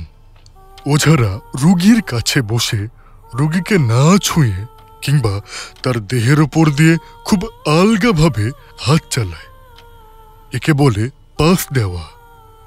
মাথা থেকে পা পর্যন্ত এইরকম কয়েকবার পাস দিলেই রোগী ঘুমিয়ে পড়ে। ঘুম ভাঙলে দেখা যায় সে সম্পূর্ণ সুস্থ হয়ে গেছে। অনেক মহাপুরুষই তো রোগীর গায়ে হাত বুলিয়ে তাদের রোগমুক্ত করতেন। এটা অস্বাভাবিক বলে উড়িয়ে দেওয়া যায় না। আসলে তারা ছিলেন প্রচণ্ড মানসিক শক্তির অধিকারী। এই শক্তির বলেই তারা রোগীকে রোগমুক্ত করতে পারতেন। আর মেসমেরিজমের গোড়ার কথাই হচ্ছে প্রচণ্ড মানসিক শক্তি। বুঝতেই পারছো মানসিক রোগের ক্ষেত্রে এই মেসমেরিজম কত শক্তিশালী চিকিৎসা। তাহলে কি আপনি রিনাকে হিপনোটাইজ করে সারাবেন? আরে তাহলে তো খুবই ভালো হতো, কিন্তু হিপনোটাইজ করি সে শক্তি আমার কই। আজকের দিনে কজনেরই বা সে শক্তি আছে? তবে এ বিষয়ে আমার ইন্টারেস্ট আছে বলেই তোমাকে এত কথা বললাম। তাহলে আপনি কিভাবে সারাবেন? সঞ্জয় না হয়ে অন্য কেউ একথা জিজ্ঞেস করলে ডাক্তার রুদ্র হয়তো বিরক্ত হতেন, কিন্তু এক্ষেত্রে তিনি শুধু একটু হাসলেন। বললেন, প্রথমে রোগের সঠিক কারণ খুঁজে বের করতে হবে। দেখতে হবে চাপা কোনো ভয়ের স্মৃতি আছে কিনা, কোনো মানসিক আঘাত পেয়েছে কিনা। অনেক মানসিক আঘাত নিঃশব্দে সহ্য করতে হয়, তার প্রভাবই সবচেয়ে বেশি। এছাড়া অতৃপ্ত যৌন কামনারও একটা প্রভাব আছে, বিশেষ করে যারা উগ্র বিকৃত যৌন কামনায় কাতর, তাদের মানসিক বিকার জন্মাতেই পারে। বিকৃত যৌন কামনায় কাতর এমন একটা পেশেন্ট আমি পেয়েছিলাম। রিনার ক্ষেত্রে এসবের কোনো প্রভাবই নেই। কলকাতায় আসার আগে পর্যন্ত সে সব দিক দিয়ে সুখী ছিল, এখনো তার কোনো কিছুরই অভাব নেই। তা হয়তো ঠিক, তবু তুমি নিজে ডাক্তার, এই ধরনের মনস্তাত্ত্বিক ঘটনা জেনে রাখা ভালো। সেই পেশেন্টের কথা শোনো। এক দম্পতির স্বাভাবিক দাম্পত্য জীবন, তাদের দুটি সন্তানও হয়েছে। স্বামীটি সুদর্শন, ভদ্র, মার্জিত রুচি, সলজ্জ প্রকৃতির। স্ত্রীটি মোটামুটি সুন্দরী, পাতলা গড়ন, গাল দুটি একটু বসা, কিন্তু ঝকঝকে চোখ, মোটেই মুখরা নয়, বরঞ্চ স্বল্পভাষী। তাকে দেখেই মনে হয়েছিল তার জীবনের অনেক সুখ দুঃখের কথা সে যেন ঠোঁটে কুলো পেটে আছে। 10 বছর শান্ত দাম্পত্য জীবন কাটাবার পর স্ত্রীটি হঠাৎ কিরকম অস্বাভাবিক হয়ে উঠল। কোনো কিছুতেই আনন্দ নেই, উৎসাহ নেই, কারো সঙ্গেই কথা বলতে ভালো লাগে না, এমনকি রাত্রে স্বামীর পাশে শুয়েও পাশ ফিরে থাকত। স্বামীর মনে হতো যেন একতাল বরফ তার পাশে শুয়ে পড়ে আছে। অগত্যা স্বামী তার চিকিৎসার ব্যবস্থা করল। প্রথমে স্ত্রী চিকিৎসা করাতে রাজি হয়নি, বিরক্ত হয়ে বলতো, আমার কি হয়েছে যে চিকিৎসা করাবো? শেষে অবশ্য রাজি হয়েছিল। গোপন সাক্ষাৎকারের সময় হিতৈষী ডাক্তারের কাছে সে যা বলেছিল তা এই। প্রথম কৈশোরকালে সে একটা ছেলের সঙ্গে দৈহিক সম্পর্ক স্থাপন করেছিল। ছেলেটি শুধু যে উপভোগ করত তা নয়, উপভোগের সময় নানা রকম খারাপ কথা বলতো, অশ্লীল অঙ্গভঙ্গি করত। তাতে মেয়েটি রাগ তো করতই না, বরঞ্চ তার ভালো লাগত। পরবর্তী জীবনে স্বামীর কাছ থেকেও ওই রকম আচরণ আশা করত, কিন্তু স্বামীর কাছ থেকে সেরকম ব্যবহার পেত না। শেষ পর্যন্ত 10 বছর পর তার হঠাৎ এমন অবস্থা হলো যে পাগলের মতো সেই ছেলেটার খোঁজ করতে লাগলো। ছেলেটি এই পরিবারের এতই পরিচিত ছিল যে তাকে কেউ সন্দেহ করত না। মেয়েটি এই ব্যাধির শিকার। মহিলাটির শেষ পর্যন্ত কি হলো? চিকিৎসা শুরু হলো। চিকিৎসা কি জানো? চিকিৎসা আর কিছুই নয়, মাস 6 জন্য তাকে তাদেরই অতি সাধারণ এক গৃহস্থ যৌথ পরিবারে পাঠিয়ে দেওয়া হলো। তার স্বামীকে বলা হলো এই 6 মাসের মধ্যে সে যেন স্ত্রীর কাছে না যায়, শুধু তখনই যাবে যখন তার স্ত্রী তাকে চিঠি লিখে আসতে বলবে। সেই যৌথ পরিবারে গিয়ে বধূটি প্রথম সুস্থ স্বাভাবিক ব্যস্ত সমস্ত জীবনের আস্বাদ পেল। তারপর থেকেই তার পরিবর্তন। এখন সে সম্পূর্ণ সুস্থ স্বাভাবিক। রিনার ট্রিটমেন্ট তাহলে কিভাবে করবেন? রিনার ক্ষেত্রে কোন ধরনের ট্রিটমেন্ট করব তার সঙ্গে কথা বলার পর ঠিক করব। অবশ্য রিনা যদি সত্যি সাইকোপ্যাথিক পেশেন্ট হয়। বড় ঘড়িটা ঢং ঢং করে 9টা বাজল। সঞ্জয় উঠে পড়ল। এখন তাকে হোটেলে ছুটতে হবে। রাত 10:30। শহর কলকাতায় এমন কিছু নয়, কিন্তু যশোর রোডের ধারে এই অঞ্চলটা এরই মধ্যে নিঝুম হয়ে গেছে। বিশেষ করে এই বাড়ির 1 তলা 2 তলার ভাড়াটেরা 10টার আগেই খাওয়া দাওয়া সেরে শুয়ে পড়ে। একমাত্র গরমকালে লোডশেডিং হলে অনেক রাত পর্যন্ত বাইরে এসে বসে। সঞ্জয় উপরে উঠে এলো। প্যাসেজটা অন্ধকার। বাড়িতে কে আছে যে আলো জ্বেলে রাখবে?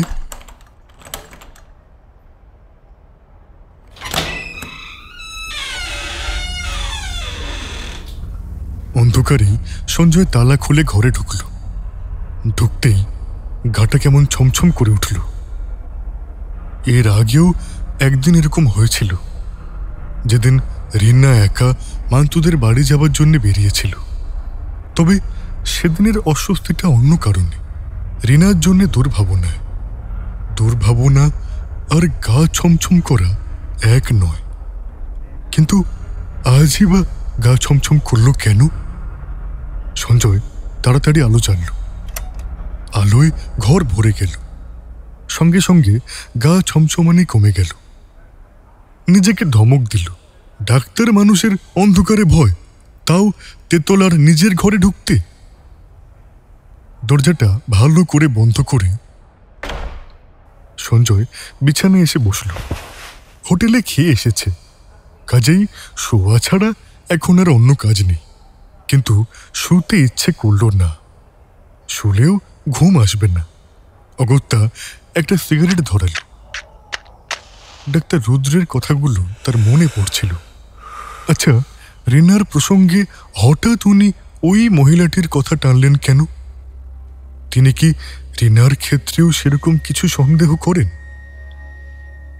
মান্তুর দাদার সঙ্গেও ওর খুব ভাব ছিল নাকি, কি জানি বাবা। পরক্ষণেই অবশ্য সঞ্জয় সে কথা মন থেকে ঝেড়ে ফেলে দিয়ে পাশ ফিরে শুল, কিন্তু কিছুতেই ঘুম এলো না। তার কেবলই সেই সব রাতগুলোর কথা মনে হতে লাগল যেসব রাতে রিনা ভয় পেয়েছিল। ওই তো বসার ঘরে টেবিলটা স্পষ্ট দেখা যাচ্ছে, ওই টেবিলের কাছেই রিনা কি যেন দেখেছিল। ওই টেবিল থেকেই গ্লাস পড়ে ভেঙেছিল। আচ্ছা, সেই ছবিটার কি হলো? সত্যি কি কেউ নিয়ে গেছে? কিন্তু কে নেবে? এ ঘরে তো বাইরের কেউ আসে না। ভাবতে ভাবতে সঞ্জয়ের গায়ে কাঁটা দিয়ে উঠল। সে জোর করে অন্যদিকে মন সরাবার চেষ্টা করল, কিন্তু মনটা সেই অশরীরী আত্মার মতো টেবিলের চারিদিকেই ঘুরতে লাগল। কি মুশকিল, ভয় পাচ্ছে নাকি? সঞ্জয় জোর করে নিজেকে সচেতন করার চেষ্টা করল। কই, অন্যদিন তো ভয় পায় না। ঘরে সঙ্গী তো শুধু রিনা, তাও সে তো নিজেই ভয়ের শিকার। আশ্চর্য, আজ সেই একটা ভীতু মানুষই কাছে না থাকাতে সঞ্জয়ের মতো ডাক্তারও কেমন ভয় পাচ্ছে। সঞ্জয় উঠে পায়চারি করতে লাগল।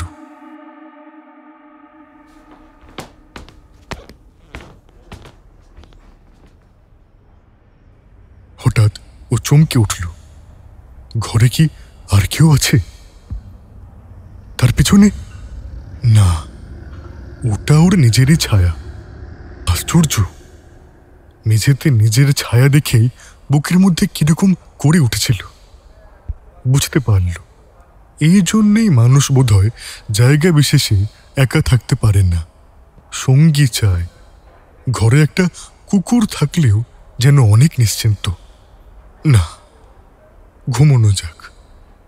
সঞ্জয় মশারি টাঙিয়ে নিল। বিছানায় ঢুকে বেড সুইচ টিপে আলো নিভোতে যাচ্ছিল। কি মনে হলো আবার উঠে দরজাটা দেখে নিল ঠিক মতো বন্ধ হয়েছে কিনা। সিঁড়ির দিকে জানলাটা অন্যদিন খোলা থাকে, আজ বন্ধ করে দিল। বিছানার কাছে আসছিল, ফিরে গিয়ে একবার বাথরুমটা দেখে নিল, তারপর খাটের তলা। না, কেউ কোথাও নেই, নিশ্চিন্ত। মনকে বোঝালো অন্য কিছুর জন্যে নয়, চোর ডাকাতের জন্যেই এত সাবধানতা। বিছানায় শুয়ে বেড সুইচ অফ করে দিল। তবু ঘুম আসছে না। তখন সঞ্জয় ডাক্তার রুদ্রের সঙ্গে যে কথা হলো তাই নিয়ে আবার ভাবতে লাগলো। ডাক্তার রুদ্র যে কি বলতে চাইলেন সঞ্জয়ের কাছে তা মোটেই পরিষ্কার নয়। উনি কি এই বয়সে এসে এখন মেসমেরিজম শিখে চিকিৎসা করবেন? পাগল নাকি? উনি রিনার সঙ্গে ভালো করে কথা বলবেন, তা তিনি 1000 বার বলুন, কিন্তু রিনাকে কোথাও চিকিৎসার জন্য পাঠানো যাবে না। ও কিছুতেই রাজি হবে না।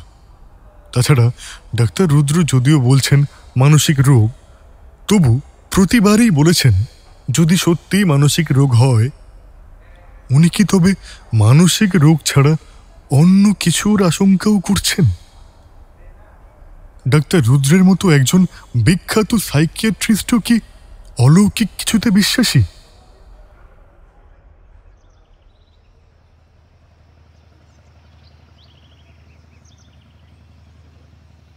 এক ঘুমেই রাত শেষ। ঘুম ভাঙার পরই সঞ্জয়ের মনে পড়ল রিনা নেই, কাজেই চা নিয়ে কেউ আজ মুখের সামনে ধরবেন না। বিছানা থেকে ও উঠে পড়ল, মনটা খুশি খুশি। কাল রাতে কিছুই হয়নি, সত্যি কিছু থাকলে তো হবে। চা খেয়ে শেভিংয়ের কাজ ছেড়ে স্নানের ঘরে যখন ঢুকল তখন বেলা 8টা। আর কিছুক্ষণের মধ্যেই রিনা এসে পড়বে। তবু আজ আর বাড়ির ভাত জুটবে না, ক্যান্টিনেই খেয়ে নিতে হবে। তার আগে সকালে পেটে কিছু পড়া দরকার। সঞ্জয় একটা ডিম সিদ্ধ করে নিল, তারপর কোথায় নুন কোথায় গোলমরিচ খুঁজতে খুঁজতে হাঁপিয়ে উঠল। বেলা 8:30। হাসপাতালে যাবার জন্য সঞ্জয় তৈরি, কিন্তু রিনার পাত্তা নেই। অথচ সকালেই ওর আসার কথা। মান্তুই পৌঁছে দিয়ে যাবে, কই 8:45 হতে চলল। না, আর দেরি করা যায় না। সঞ্জয় ঘর থেকে বেরিয়ে এসে তালা লাগালো। এমনি সময় সিঁড়ির মুখে বন্দনা এসে দাঁড়ালো। আপনার টেলিফোন। ফোন? সঞ্জয় চমকে উঠল। কার ফোন হতে পারে? সেদিন রাতে ফোন এসেছিল থানা থেকে। আজ আজ নিশ্চয় মাত্র। বন্দনাদের বসার ঘরে ঢুকে সঞ্জয় রিসিভারটা তুলে নিল। হ্যালো। কি মশাই, কাল রাত্রিরে ভালো ঘুম হয়েছিল তো? মহিলা কণ্ঠস্বর, কিন্তু কেমন যেন অস্পষ্ট। কে বলছেন?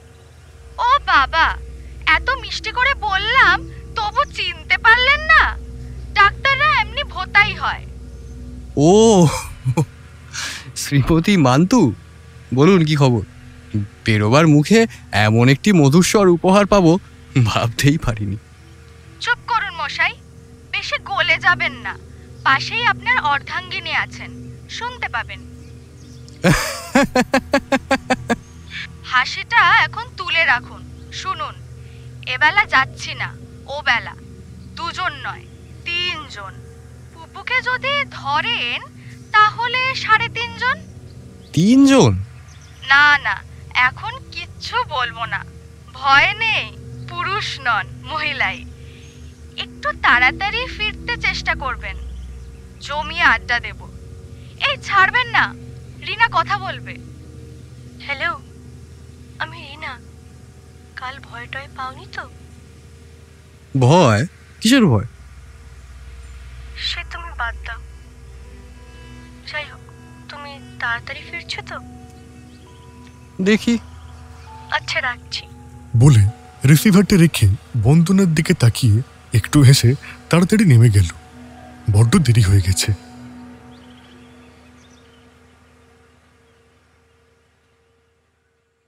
সন্ধেবেলা বাসায় ফিরে সঞ্জয় দেখল বাড়ি সরগরম, হাসি গল্পে ভরপুর। একে মান্তু এসেছে, সেই সঙ্গে এসেছেন সেই মাদ্রাসি মহিলা। তিনিও যে আসবেন মান্তু ফোনে না বললেও সঞ্জয় অনুমান করেছিল। রিনা তো এই মহিয়সী অতিথিটির আপ্যায়নে ভীষণ ব্যস্ত।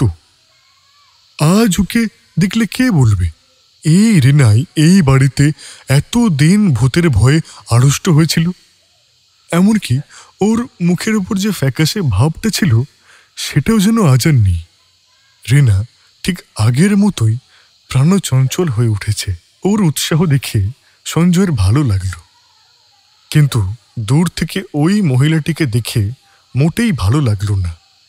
বরঞ্চ তার মুখখানা দেখে কেমন অস্বস্তি হতে লাগলো। সঞ্জয়কে সিঁড়ির মুখে প্রথম দেখলো মান্তু। হাসতে হাসতে এগিয়ে এলো সে। খুব তাড়াতাড়ি এসেছেন তো মশাই। এদিকে আমরা হোস্টের অপেক্ষায় বসে আছি, আসুন এ ঘরে। বলে সঞ্জয়কে একরকম টানতে টানতে ভেতরে নিয়ে গেল। মিস থাম্পির সঙ্গে আলাপের পর্বটা মান্তুই সেরে দিল। মিস থাম্পি হ্যান্ডশেক করে হেসে বললেন, আপনি ছিলেন না। আপনার বাড়িতে সম্ভবত আমার অনধিকার প্রবেশ হয়ে গেছে। আরে সে কি কথা, আমি না থাকলেও আমার স্ত্রীকে তো আপনার হাতেই দিয়ে গেছি। আপনি অনুগ্রহ করে এদের সঙ্গে এসেছেন, এ আমার সৌভাগ্য। আজ সকালে আপনার মিসেসের মুখে সব ব্যাপারটা শুনলাম, শুনে খুব কৌতূহল হলো। ভাবলাম জায়গাটা একবার দেখেই আসি। ভালোই করেছেন। রিনা, চাটা দিয়েছো তো? তুমি কি মনে করেছো তুমি ছিলে না বলে হোস্টের কর্তব্য করতে পারবো না? মিস থাম্পি উত্তরটা শুনে খুব হাসলেন। মান্তু রিনা দুজনেই লক্ষ্য করল এ বাড়িতে এসে মিস থাম্পি যেন অন্য মানুষ হয়ে গেছেন। এমন করে প্রাণ খোলা হাসতে তাকে দেখা যায়নি। ভালোই লাগলো। নিন মশাই, গরম চা। খেয়ে দেখুন আমার হাতে কিরকম লাগে। আর এটা কি বলুন তো? পাউরুটি তো দেখতেই পাচ্ছি, তাছাড়া নিশ্চয়ই ঘুগনি।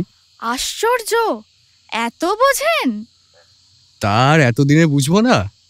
আপনার বান্ধবীটি তো ঘুগনি স্পেশালিস্ট, সারা জীবনে ওই একটি জলখাবার শিখে রেখেছেন। উফ, কি মিথ্যুক রে বাবা! সেদিন অমন নিজে হাতে কেক করলাম, কি বেইমান! সঞ্জয় ততক্ষণে চামচে করে মুখে দিয়েছে। না, ঘুগনি নয়, মাংসের কিমা।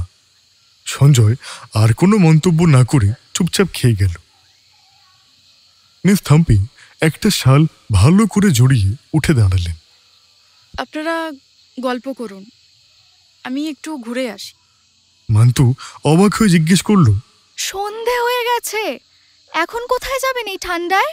মিস থাম্পি টর্চটা নিয়ে ঘরের বাইরে এসে দাঁড়ালেন। বললেন, নিচটা একবার দেখে আসি। একাই যাবেন নাকি ওকে বলবো? না না, কাউকে লাগবে না, আমি এই কম্পাউন্ডের মধ্যেই আছি। আধ ঘন্টার মধ্যেই মিস থাম্পি ফিরে এলেন। সঞ্জয় হেসে বলল, কিছু পেলেন? মিস থাম্পি হেসে ছেলে মানুষের মতো বললেন, বলবো কেন? কিন্তু সবাই লক্ষ্য করল ওর হাতে একটু শুকনো মাটি। খেতে বসতে একটু রাত হল। একসঙ্গে সবাই বসল। খেতে খেতে গল্প হচ্ছিল। রিনা মান্তুকে বলল, এই মিসেস লাহিড়ির বাড়ির ঘটনাটা একবার ওকে বল।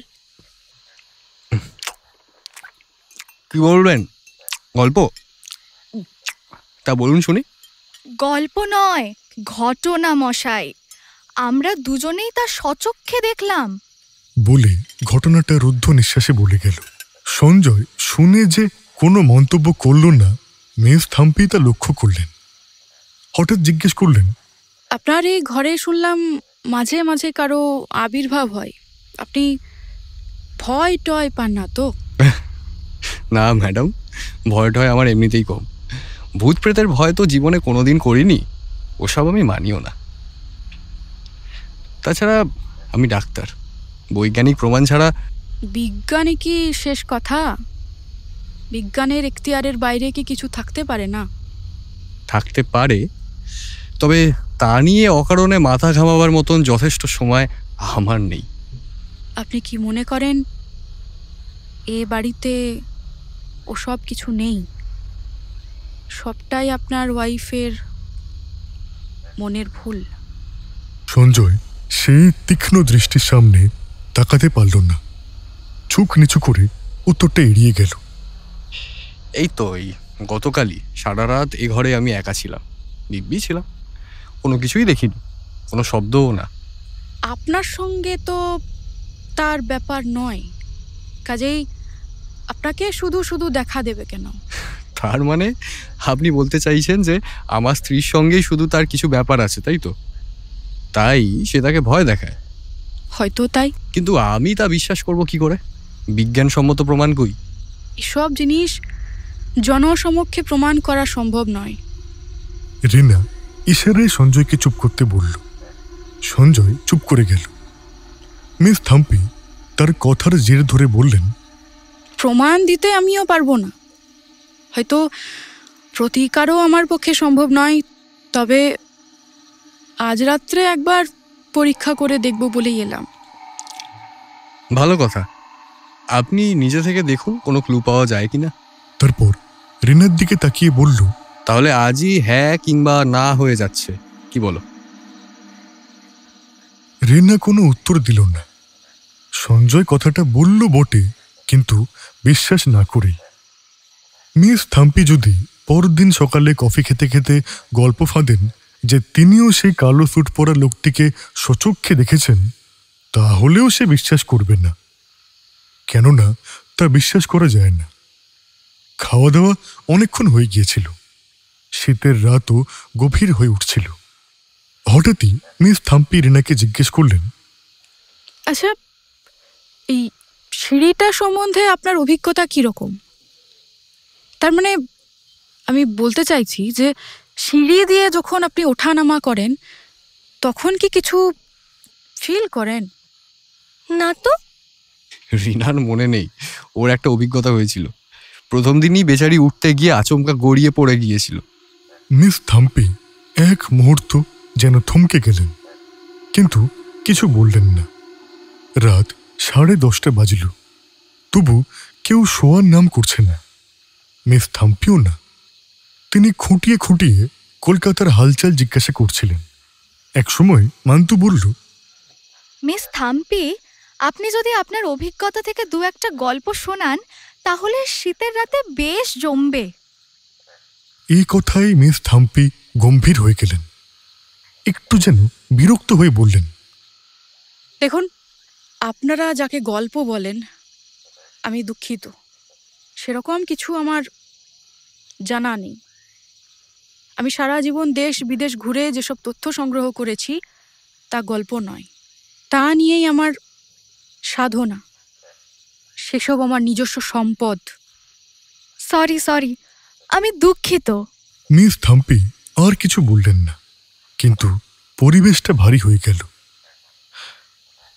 কিছুক্ষণ কাটল, তারপর নীরবতা ভাঙলেন মিস থাম্পি নিজেই। হাসতে হাসতে বললেন, আমার কথায় আপনারা ক্ষুণ্ণ হলেন বুঝতে পারছি। একটা সত্য ঘটনা বলছি, শুনুন, যার মীমাংসা এখনো হয়নি। মিস থাম্পি একটু থামলেন, সকলেই নড়ে চড়ে বসল। কেবল সঞ্জয়ের মধ্যে তেমন কোনো চাঞ্চল্য দেখা গেল না। কলকাতা থেকে আমার কাল ভুটান যাবার কথা, ওখানে একটা ঘটনা ঘটেছে বলে খবর পেয়েছি। মিস থাম্পি থামলেন, সঞ্জয়ের দিকে তাকিয়ে হেসে বললেন, ডাক্তার গুপ্ত, ঘটনাটা আপনার বিশ্বাসযোগ্য না হলেও ঈদের শোনাচ্ছি। অলৌকিক শব্দটা আমরা প্রায়ই শুনে থাকি এবং নানা প্রসঙ্গে ব্যবহারও করে থাকি। অলৌকিক অর্থাৎ এমন কিছু যা বাস্তব জীবনে সচরাচর ঘটে না বা যা বিজ্ঞানসম্মত নয়, কিন্তু আমাদের দেশের অনেক সাধকই তাদের কঠোর সাধনালব্ধ বিভূতি বা অলৌকিক ক্ষমতার পরিচয় দিয়ে গেছেন। তন্ত্রমন্ত্রের কথা আপনারা সবাই শুনেছেন। আমাদের দেশের বৌদ্ধ আর হিন্দু তান্ত্রিকেরা নির্জনে এমন অনেক কিছু করতেন যা সাধারণ মানুষের জ্ঞানের বাইরে। অনেকের বিশ্বাস বৌদ্ধরাই আদিতান্ত্রিক। এই নিয়ে মতভেদ থাকলেও একটা কথা মনে রাখবেন, এই তন্ত্রশাস্ত্রের উৎপত্তি হিমালয় অঞ্চলে, অর্থাৎ কৈলাস, চীন, নেপাল, তিব্বত প্রভৃতি জায়গায়। আমার এইসব কথা বলার উদ্দেশ্য, অলৌকিক তত্ত্বে বিশ্বাসী মানুষের সংখ্যা বোধহয় নেপাল, তিব্বত, ভুটানেই বেশি। এই অলৌকিক তত্ত্বের মধ্যে প্রেত তত্ত্ব জড়িয়ে আছে। দুঃখের বিষয়, অলৌকিক তত্ত্ব ও প্রেত তত্ত্ব এখন ভয় পাওয়ানো গাঁজাখুরি গল্প হয়ে দাঁড়িয়েছে। তারও একটা কারণ বোধহয় এই যে মানুষ ভয় পেতেও চায়। অশরীরী আত্মা আর তথাকথিত ভূত প্রেত এক কথা নয়, কিন্তু সে কথা সাধারণ মানুষকে বোঝানো যায় না। অশরীরী আত্মার অস্তিত্ব আছে, অনেকেই তা প্রত্যক্ষ করেছে, এমনকি তাদের কথা বলতেও শুনেছে। আশ্চর্য নয় কি? দ্বন্দ্ব এখানেই। আমি বলবো আত্মা শরীর ধারণ করতে পারে, যে শরীর দেখা যাবে কিন্তু স্পর্শ করা যাবে না, যে শরীর কোনো চিহ্ন রেখে যেতে পারে না। ডাক্তার গুপ্ত বলবেন অসম্ভব, কিন্তু মিসেস গুপ্ত যাকে প্রায় দেখেন, তিনিও যে ওই রকম কোনো শরীরী আত্মা তা আমি বিশ্বাস করি। কেননা এই ধরনের শরীরী আত্মার আমি প্রত্যক্ষদর্শী। শরীর ধারণ ছাড়াও এই আত্মার আবার অন্যরকম প্রক্রিয়াও আছে। জানেন কি, যোগীরা তাদের অসাধারণ ক্ষমতায় নিজেদের দেহ থেকে আত্মাকে কিছু কালের জন্য বিচ্ছিন্ন করে রাখতে পারতেন। সেও এক অলৌকিক ব্যাপার, বিজ্ঞান যার ব্যাখ্যা করতে পারেনি। মিস থাম্পি রিনার দিকে তাকিয়ে হেসে বললেন, ঘুম পাচ্ছে? রিনা তাড়াতাড়ি সোজা হয়ে বসে বলল, না না, আপনার কথা শুনতে বেশ ভালোই লাগছে। ধন্যবাদ।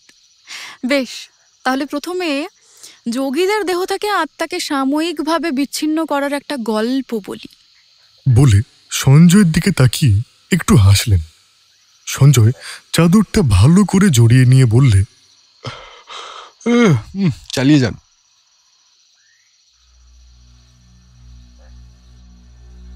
অনেক দিন আগের কথা। এক ইংরেজ দম্পতি ভারতে কার্যরত থাকাকালীন বায়ু পরিবর্তনের জন্য সিমলা পাহাড়ে গিয়েছিলেন। ইংরেজ ভদ্রলোক ছিলেন ব্রিটিশ ভারতের একজন উচ্চ পদস্থ অফিসার। দেশ তার ইংল্যান্ডে। সিমলায় আসবার আগেই মিম সাহেবের শরীর খারাপ হয়েছিল, অল্প অল্প জ্বর হতো। সেটা খুব খারাপ লক্ষণ। তাই সিমলাতে চেঞ্জে এলেও তার শরীর ঠিক মতো সারল না। এই সময়ই আবার এক দুঃসংবাদ এলো। সাহেবের বাবা লন্ডনে মারা গেছেন। সেই খবর পেয়েই সাহেব চলে গেলেন। মেম সাহেব শরীর খারাপের জন্য যেতে পারলেন না। লন্ডনে পৌঁছে সাহেব নিয়মিত চিঠি দিয়ে স্ত্রীর খবর নিতেন। প্রতি চিঠিতেই আশ্বাস শিগগিরই যাচ্ছি। মেম সাহেব পথ চেয়ে থাকতেন। কিন্তু বেশ কিছুকাল হয়ে গেল, স্বামী আর ফেরেন না, চিঠিপত্রও পান না। তার মন খুব খারাপ। একদিন ভোর রাত্রে মিম সাহেব ঘুমের মধ্যে কেঁদে উঠলেন। ঘরে তার যে খাস পরিচারিকা ছিল সে ইংরেজ রমণী। তাড়াতাড়ি মিম সাহেবের ঘুম ভাঙিয়ে দিয়ে তিনি জিজ্ঞেস করলেন যে কি হয়েছে। মিম সাহেব পরিচারিকার সামনে নিজের দুর্বলতা প্রকাশ করে ফেলার জন্যে লজ্জিত হলেন। বললেন, স্বপ্ন দেখছিলাম।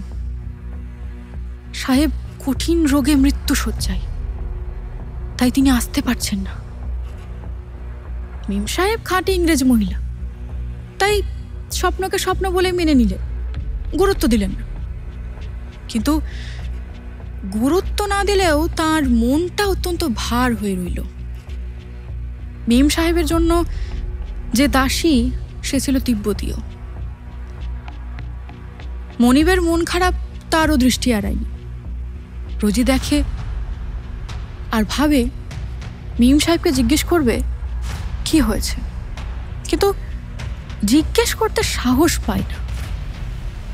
শেষে খাস পরিচারিকাকে জিজ্ঞেস করে কারণটা জানতে পারল। তখন সে সসংকোচে তাকে বলল, মেম সাহেব যদি চান তাহলে সাহেবের খবর আজকের মধ্যেই আনিয়ে দিতে পারি। কি করে? তিব্বতী দাসী তখন তাকে তার উপায়ের কথা জানালো। ইংরেজ দাসী তা পুরোপুরি বিশ্বাস না করলেও এদেশের অনেক ভোজবাজির কথা ছোটবেলা থেকে শুনেছে।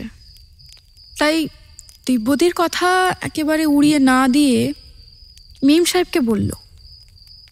মিম সাহেব তখনই তিব্বতী দাসীকে ডেকে পাঠালেন। দাসী এলে তাকে বললেন, তুমি যে লোকটার কথা বলছো সে কি করে, কোথায় থাকে? যার কথা আমি বলছি তিনি একসময় লামা সম্প্রদায়ভুক্ত ছিলেন। কি কারণে যেন তিনি সেই পথ ছেড়ে দিয়ে এখন লোকচক্ষুর অন্তরালে একটা পাহাড়ের নিচে আত্মগোপন করে থাকেন। আত্মগোপন করে কেন? তিনি এক বিশেষ সাধনায় সিদ্ধ বলে ঈর্ষাকাতর অন্য দল তাকে মেরে ফেলতে চায়। শুনে মেম সাহেব স্তম্ভিত হয়ে গেলেন। সত্যিই কি তিনি এত গুণী লোক? আমি নিজের চোখে তার সেই গুণ দেখেছি। কিন্তু তুমি যা বলছো তাতে তো মনে হচ্ছে তাকে খুঁজে পাওয়াই মুশকিল, আর পেলেও হয়তো তিনি আসতে চাইবেন না।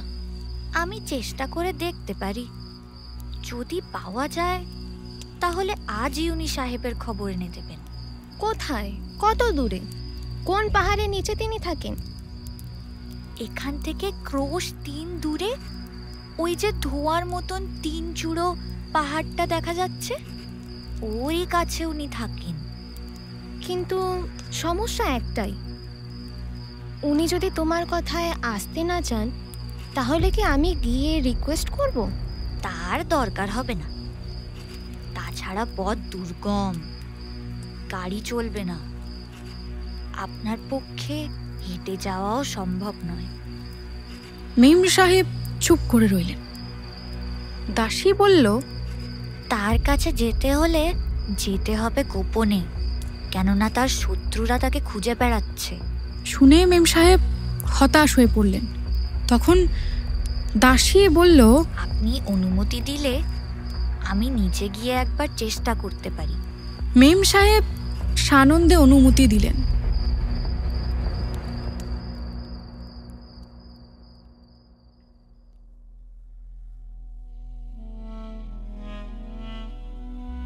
পরের দিন ভোরবেলায় তিব্বতীয় দাসীটি লামার খোঁজে বেরিয়ে গেল, আর সন্ধ্যাবেলা ফিরল লামাকে নিয়ে। লামা এসেছে শুনে মেম সাহেব খুশি মনে দোতলা থেকে নেমে এলেন, কিন্তু লামার চেহারা দেখে তার ভক্তি হলো না, যেমন আমাকে দেখে আপনাদের হয়েছে। যা, সে যে কথা বলছিলাম, মেম সাহেব দেখলেন লোকটি বৃদ্ধ, মাথায় দীর্ঘ পাকা চুল, পাতলা পাকা গোঁফ দাড়ি, হাত পা শীর্ণ, দেহ তো নয়, যেন একখানা কঙ্কাল। দুই চোখ কোটরাগত, চোখের নিচে কালি পড়েছে, তার সারা শরীরে চামড়া কুঁচকানো, গলায় নীল পাথরের একটা মালা। অমন গাঢ় নীল পাথর মেম সাহেব কখনো দেখেননি। লোকটি এমন ক্ষীণ স্বরে জড়িয়ে জড়িয়ে কথা বলছিল যে মেম সাহেব তার এক বর্ণও বুঝতে পারছিলেন না। যাই হোক, সেই তিব্বতী দাসীর সাহায্যে কথাবার্তা একরকম হলো। মেম সাহেব বললেন, শুনেছি আপনার নাকি এমন ক্ষমতা আছে, আপনি এখানে বসে বহু দূরের খবর এনে দিতে পারেন। তাই যদি হয় তাহলে আপনি দয়া করে আমার স্বামীর খবর জানান। তিনি এখন লন্ডনে আছেন, বেশ কিছুদিন খবর পাচ্ছি না। স্বপ্নে দেখলাম তিনি নাকি শয্যাশায়ী। আমি খুবই দুশ্চিন্তায় আছি, প্লিজ। লামা পথশ্রমে ক্লান্ত বলে সেদিনটা বিশ্রাম করে পরের দিন খবর এনে দেবার প্রতিশ্রুতি দিলেন, কিন্তু মেম সাহেব আর এক দণ্ডও অপেক্ষা করতে চাইলেন না। অগত্যা বৃদ্ধ লামাকে সম্মত হতে হলো। তখন শ্রাবণ মাসের বেলা প্রায় শেষ। লামা প্রথমে আনুষঙ্গিক কতকগুলি কাজ শেষ করে নিয়ে সাহেবের ঠিকানা জেনে নিলেন, আর তার একটা ছবি দেখে নিলেন। তারপর খালি গায়ে মাটিতে শুয়ে পড়ে বললেন, আমি আপনার স্বামীর খবর আনতে চললাম। আমার দেহ এখানে পড়ে রইল। যদি বাধা বিঘ্ন না ঘটে তাহলে 1 ঘন্টার মধ্যেই ফিরে আসব। তবে একটা অনুরোধ, আমার জীবন মরণে সব দায়িত্ব আপনাকে নিতে হবে। মেম সাহেব চমকে উঠলেন, হে কিভাবে সম্ভব? লামা বললেন, আমার দেহ যেন কেউ স্পর্শ না করে, দেখবেন কিন্তু। মেম সাহেব প্রতিশ্রুতি দিলেন। লামা আরো বললেন, আরো একটা কথা, আমি যখন এখানে আসছিলাম বুঝতে পারছিলাম আমার শত্রুরা আমায় অনুসরণ করছে। তারা হয়তো একটু পরেই এখানে এসে হানা দেবে, আমার দেহটা কেড়ে নিয়ে যেতে চাইবে। আপনি দয়া করে বাধা দেবেন, কথা দিন, পারবেন তো? মেম সাহেব ইংরেজ রমণী, অসুস্থ হলেও তার মনের জোর ছিল অসাধারণ। সব দিক ভেবে নিয়ে বললেন, ঠিক আছে, দায়িত্ব নিলাম। আপনি গিয়ে আমার স্বামীর খবর নিয়ে আসুন। এই অঙ্গীকার পেয়ে লামা যোগনিদ্রায় সমাহিত হলেন। সকলেই দেখলেন লামার অসাড় দেহটা মাটিতে পড়ে আছে, যেন বহুকালের পুরনো শুকনো একটা মৃতদেহ। এই সময়ে তিব্বতী দাসীর খেয়াল হলো নিচের দরজাটা বোধহয় খোলাই থেকে গিয়েছে। সে নিজেই দেখতে যাবে ভাবছিল, কিন্তু যে কোনো কারণেই হোক লামার দেহ ছেড়ে নিচে যেতে মন চাইল না। তখন সে দরজা বন্ধ করার কথা ইংরেজ পরিচারিকাটিকে নিচু গলায় বলল। ইংরেজ পরিচারিকা যাচ্ছি বলেও সকৌতূহলে লামার নিঃসার দেহের দিকে তাকিয়ে রইল, যাবার কথা ভুলেই গেল। 8 ঘন্টাও হয়েছে কিনা সন্দেহ, হঠাৎ নিচে একটা গোলমাল শোনা গেল। কারা যেন দারোয়ান বেয়ারা বাবুর্চিদের ঠেলে জোর করে উপরে উঠে আসতে চাইছে। মেম সাহেব বিচলিত হলেন। কিসের এত গোলমাল? তিনি নিজের দাসীকে ব্যাপারটা কি জেনে আসবার জন্য পাঠালেন। ইংরেজ দাসী ত্রস্তপদে নিচে নেমে গেল, কিন্তু 5 মিনিট যেতে না যেতেই ছুটতে ছুটতে এসে জানালো একদল জঙ্গলি জোর করে বাড়ির মধ্যে ঢুকে পড়েছে। তারা লামাকে চায়। মেম সাহেবের ভুরুতে ক্রোধের প্রকাশ ফুটে উঠল। ইংরেজ দাসী উত্তর দেবার আগেই মেম সাহেব দেখলেন কয়েকজন তিব্বতী জঙ্গলি দোতলায় উঠে হই হই করে ঘরের দিকে এগিয়ে আসছে। মেম সাহেব রাগে কাঁপতে কাঁপতে চিৎকার করে উঠলেন, Who are you? What makes you to come here?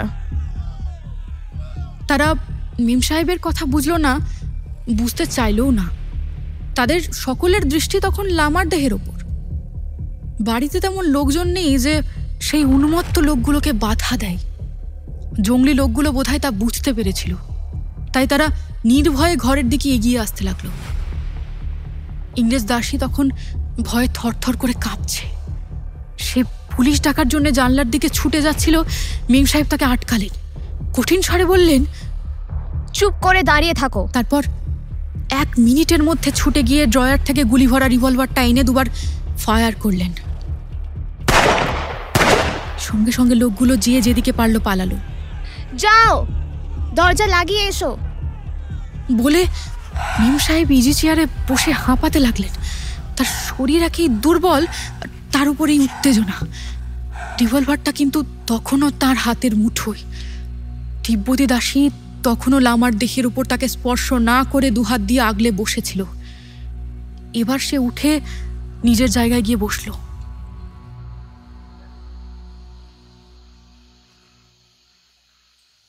আরো আধ ঘন্টা পরে লামার দেহটা একটু নড়ল। তারপর ধীরে ধীরে চোখ মেলে তাকালেন। মেম সাহেব আনন্দে লামার উপরে ঝুঁকে পড়লেন। লামা ইশারা একটু জল খেতে চাইলেন। মেম সাহেব তিব্বতী দাসীকে জল দিতে বললেন। জল খেয়ে সেই লামা যোগী আস্তে আস্তে উঠে বসলেন। তারপর তার সেই ক্ষীণ স্বরে বললেন, আপনার স্বামী ভালো আছেন, জিনিসপত্র গোছগাছ করছেন, বোধহয় আজকালের মধ্যেই এখানে আসার জন্য রওনা হবেন। শুনে মেম সাহেব আনন্দে কিছুক্ষণ চোখ বুজিয়ে রইলেন। তারপর লামা ধীরে ধীরে তার ঘরের বর্ণনা দিলেন। শুনতে শুনতে মেম সাহেব তো অবাক। শেষে লামা বললেন, তার বাড়ির দক্ষিণ দিকে যে সুন্দর বাগানটা ছিল সেটা সম্প্রতি ঝড়ে তছনছ হয়ে গেছে। বাগানটাও যোগীর চোখে পড়েছে। তাহলে মেম সাহেব মুগ্ধ দৃষ্টিতে তাকিয়ে রইলেন। লামা সেই রাত্রিরেই চলে যেতে চাইলেন, কিন্তু মেম সাহেব যেতে দিলেন না। পরের দিন অতি প্রত্যুষে যাবার সময়ে লামা মেম সাহেবের দিকে কিছুক্ষণ স্থির দৃষ্টিতে তাকিয়ে থাকেন। মেম সাহেবও চোখ নামাতে পারেননি। মিনিট 2 পরে লামা বললেন, আপনি এখন রোগ মুক্ত বলে দরজার দিকে পা বাড়ালেন। মেম সাহেব তাকে পুরস্কৃত করতে চাইলেন, কিন্তু তিনি কিছুই নিলেন না। মেম সাহেব নিজের মনেই শুধু বললেন, I am grateful to you, Indian yogi. I am grateful. পরের দিনই সাহেবের চিঠি এলো। লিখছেন, একটা মিথ্যে মামলায় জড়িয়ে পড়েছিলাম। যাই হোক, ঈশ্বরের কৃপায় এখন আমি বিপদ মুক্ত, রওনা হচ্ছি। পুনশ্চ দিয়ে লিখেছেন, খুব আশ্চর্য ব্যাপার, হঠাৎ কাল আমার ঘরের সামনে একজন ইন্ডিয়ান যোগীকে দেখলাম, তারপরে অদৃশ্য। সম্ভবত আমার চোখেরই ভুল। মিস থাম্পি তার কথা শেষ করে একটু থামলেন। তারপর জল খেয়ে রুমালে মুখ মুছলেন।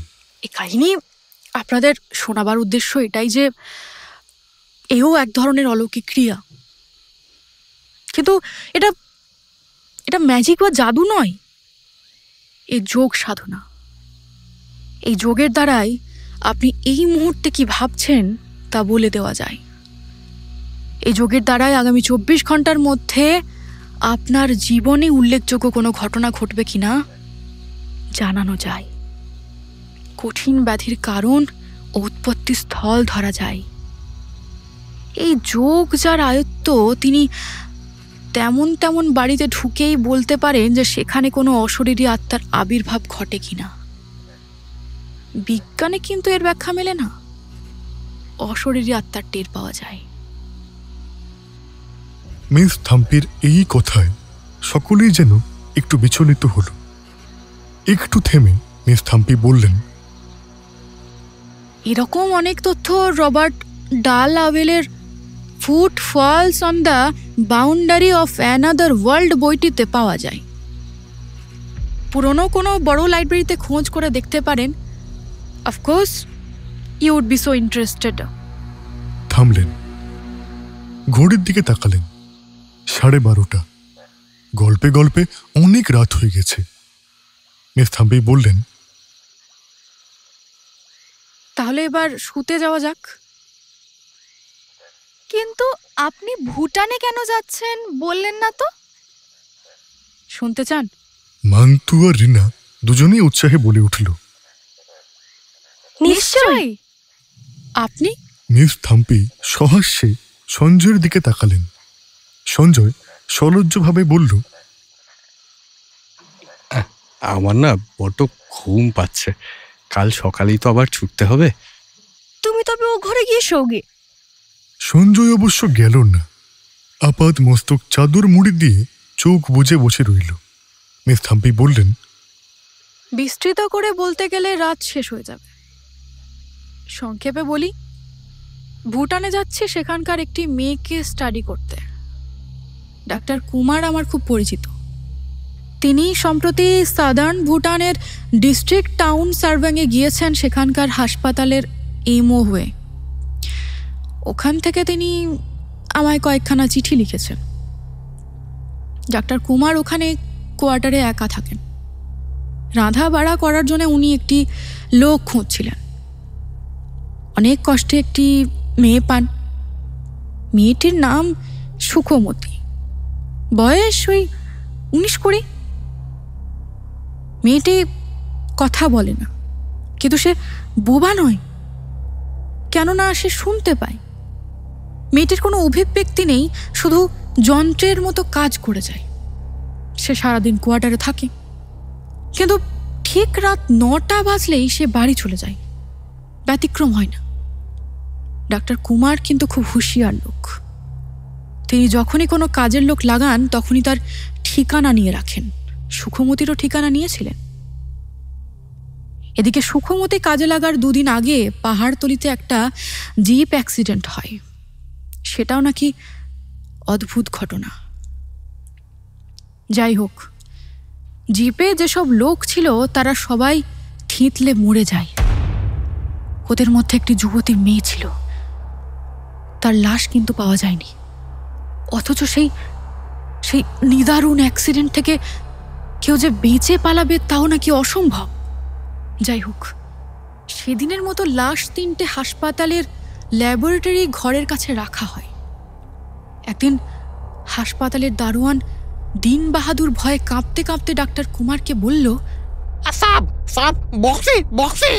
আসলে ওদের সে ভূতকে বক্সি বলে। ডাক্তার কুমার অবাক হয়ে বললেন, বক্সি কোথায়? ল্যাবরেটরির পাশে যে ঘরে লাশ ছিল সেখানে। তার বক্তব্য, রাত্রে পাহারা দিতে দিতে ও একটা শব্দ শুনে লাশ ঘরের দিকে যায়। সেখানে একটা গোঙানি শুনতে পায়। কৌতূহলী হয়ে জানলার ফাঁক দিয়ে উকি দিয়ে দেখে যে সেখানে 3টে লাশ ছিল।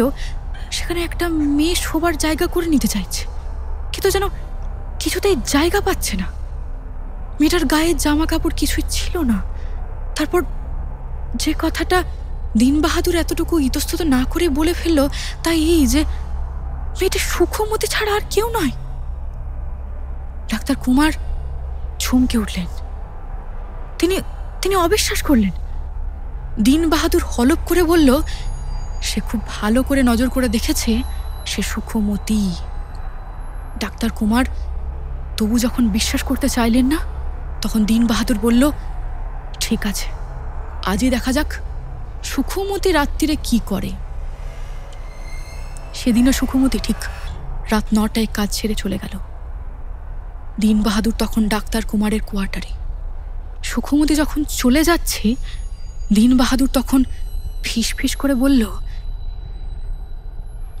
দেখুন ওর হাঁটাটা কিরকম দেখছেন, কেমন যেন লাফিয়ে লাফিয়ে যাচ্ছে না, দেখছেন? ডাক্তার কুমার এতদিন লক্ষ্য করেননি, আজ দেখলেন হ্যাঁ, হাঁটাটা একটু অস্বাভাবিক, কেমন যেন লাফিয়ে লাফিয়ে যাচ্ছে।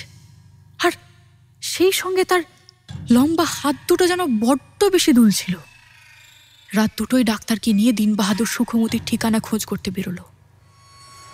বেরোবার আগে এক টুকরো ন্যাকড়া ডাক্তারের হাতে দিয়ে বলল, এটা সঙ্গে রাখুন সাব, ও কোনো অনিষ্ট করতে পারবেন না আপনার। অনেক খোঁজাখুঁজির পর যে ঠিকানাটা ওরা খুঁজে পেল সেটা একটা ভাঙা ঘর, একেবারে একেবারে লোকালয়ের বাইরে।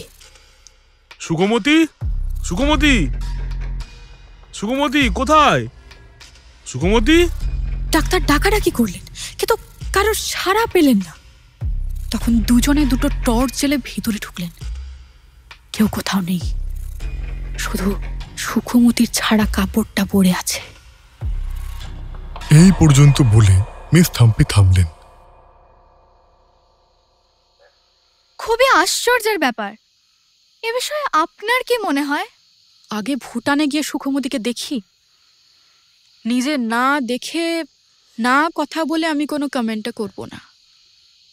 তবে আমার শুধু একটাই বিষয় জানার আছে, সুখমতি কেন চাকরি নিল, কেন ডাক্তার কুমারের কাছে? কিন্তু আর নয়, এবার সবাই শুয়ে পড়ুন।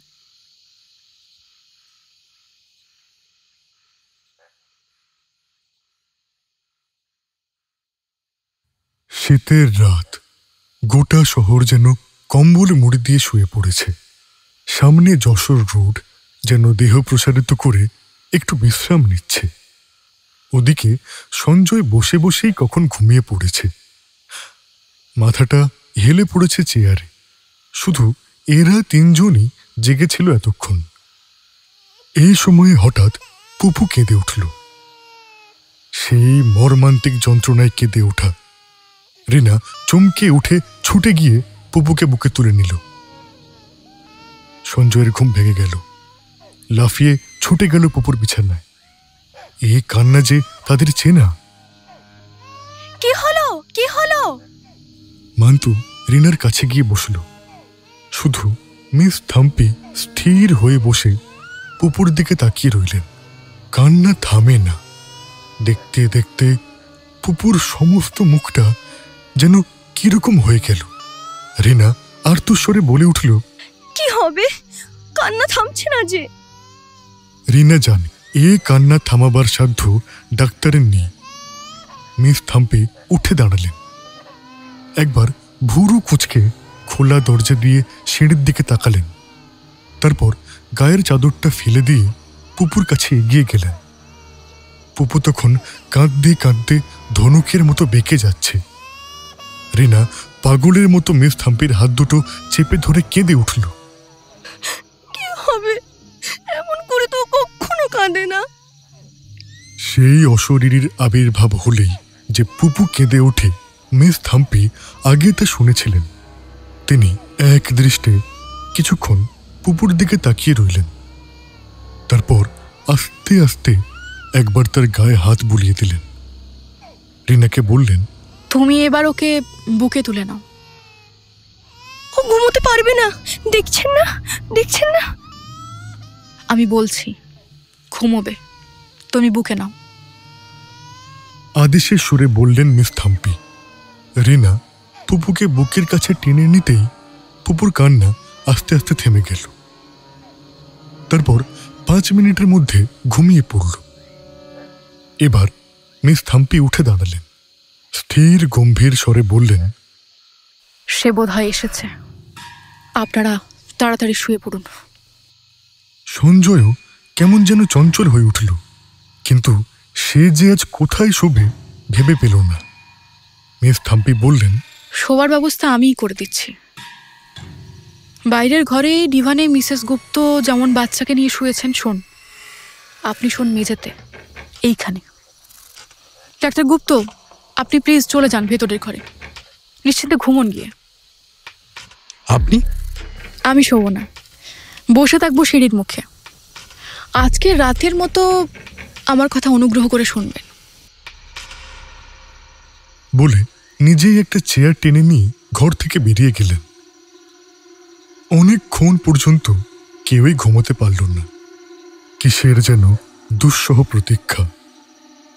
তারপর একসময় সকলেই ঘুমিয়ে পড়ল।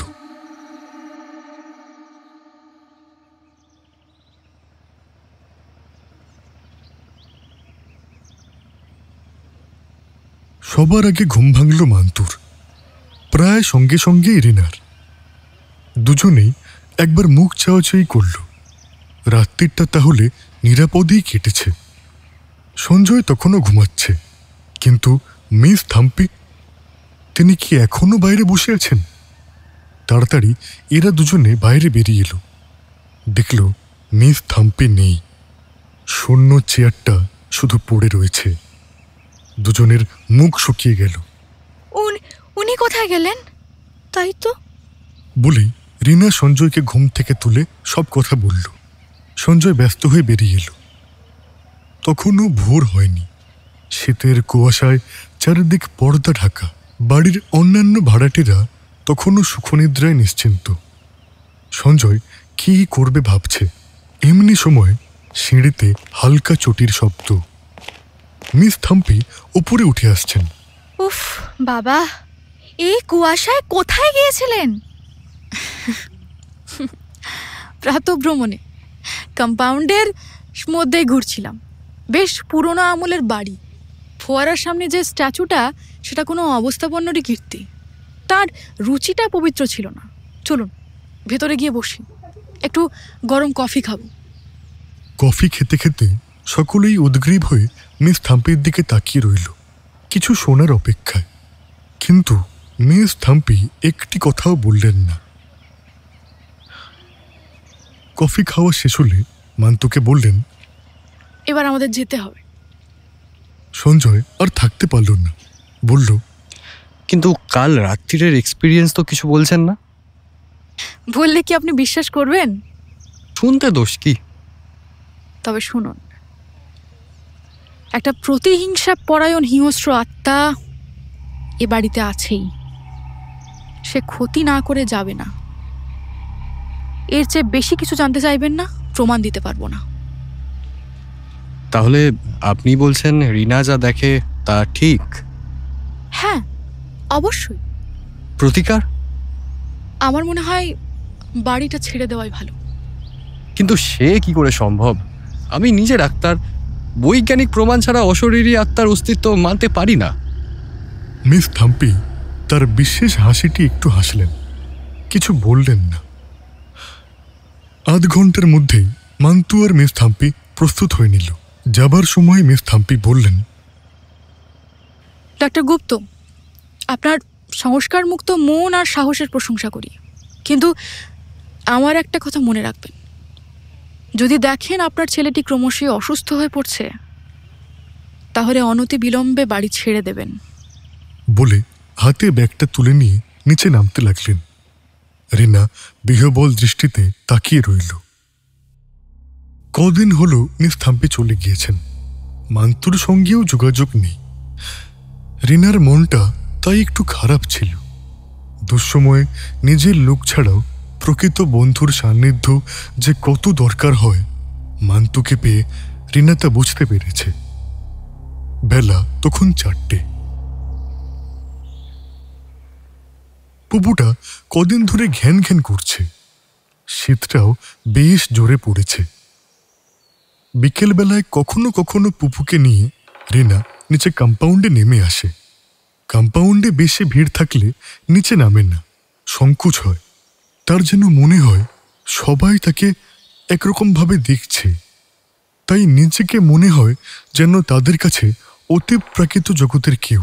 তাই সে অনেক সময় পুপুকে নিয়ে 3 তলার ব্যালকনিতে দাঁড়িয়ে থাকে। এদিনও দাঁড়িয়েছিল। মিনিট 10 হলো লোডশেডিং শুরু হয়েছে। এই এক অসহ্য ব্যাপার। রেনার কাছে আবার শুধুই অসহ্য ব্যাপার নয়, ভীতির কারণ।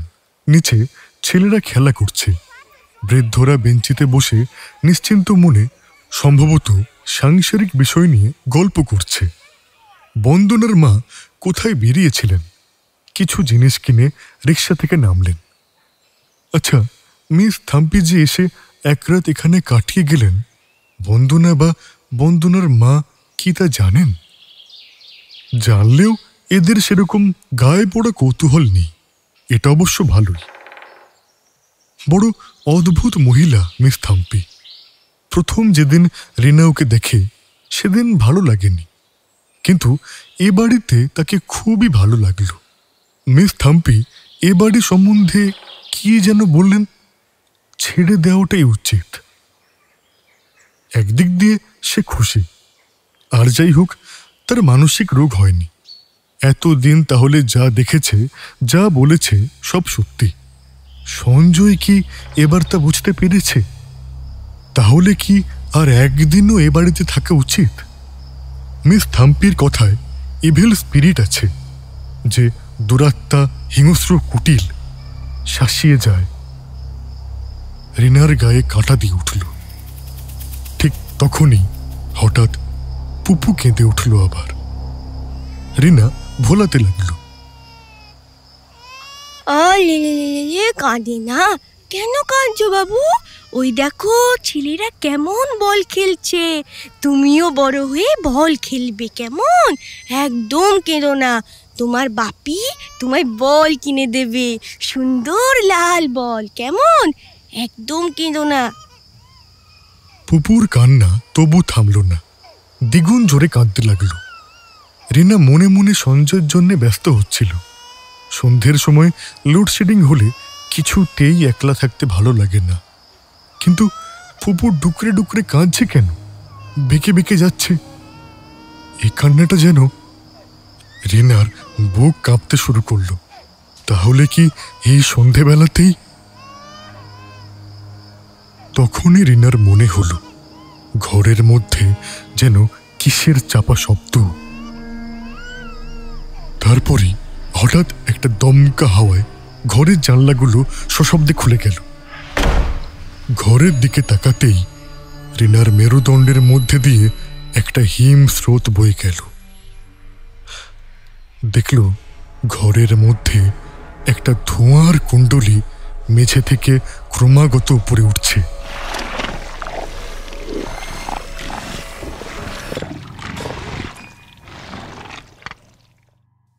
মনে হচ্ছে নিচের তলায় যেন আগুন লেগেছে। মেঝে ফুঁড়ে তারই ধোঁয়া সমস্ত ঘরটাকে গ্রাস করে ফেলছে। ধোঁয়াটা কিসের বুঝতে বুঝতেই ধোঁয়ার মধ্যে থেকে ফুটে বেরোলো একটা মূর্তি, যে মূর্তি ওর চেনা। সেই কালো প্যান্ট, কোট আর টুপি। টুপিটা নেমে এসেছে আধখানা কপাল পর্যন্ত।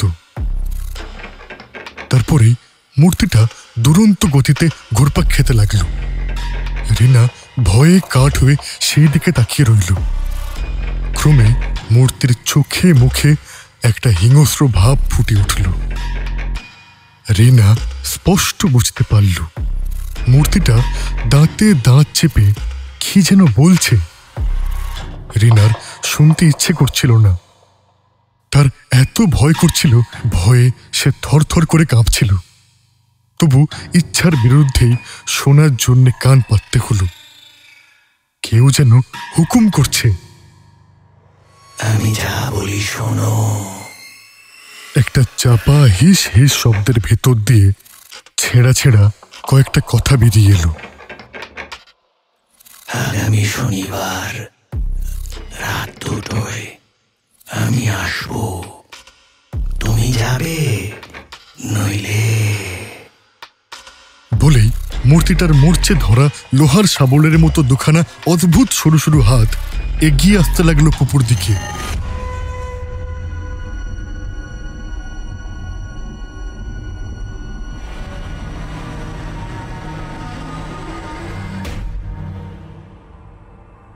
পুপু তখন নেতিয়ে পড়েছে রিনার কাঁধে। মুখ দিয়ে লালা ঝরছে, কাঁদবার শক্তিও বুঝি আর নেই, পালাবার উপায় নেই। সামনেই মূর্তিটা দাঁড়িয়ে। রিনা ব্যালকনির উপর ঝুঁকে পড়ল, দেখল নিচে ছেলেরা তখনও খেলা করছে, বয়স্করা গল্প করছে। রিনা চিৎকার করে ডাকতে চাইল, কিন্তু গলা থেকে স্বর বেরোল না। এদিকে অন্ধকার ঘরের মধ্যে থেকে সেই অদ্ভুত বিকৃত দুখানা হাত ধীরে ধীরে এগিয়ে আসছে। হাতের চিটো দুটো অস্বাভাবিক ছোট। ঠিক সেই সময় একটা ট্যাক্সি এসে ঢুকলো কম্পাউন্ডের মধ্যে। সঞ্জয় নামলো ট্যাক্সি থেকে, ভাড়া চুকিয়ে ওপর দিকে তাকালো। লোডশেডিং, 3 তলাটা অস্পষ্ট, তবুও যা দেখতে পেল তাতেই সঞ্জয় চমকে উঠল। ফুপুকে কোলে নিয়ে রিনা যেন ব্যালকনি থেকে ঝাঁপ দেবার চেষ্টা করছে। আতঙ্কে চেঁচিয়ে উঠল সঞ্জয়, রিনা রিনা রিনা পড়ে যাবে রিনা, কি করছো? নিচে যারা ছিল সঞ্জয়ের চিৎকারে তারা উপর দিকে তাকালো। সঙ্গে সঙ্গে সকলেই চেঁচিয়ে উঠল, এই পড়ে গেল ওকে দেখো দেখো দেখো, এই পড়ে গেল যে, দেখো তাকাও তাকাও, আরে আরে ধরো ওকে, পড়ে গেল দেখো দেখো।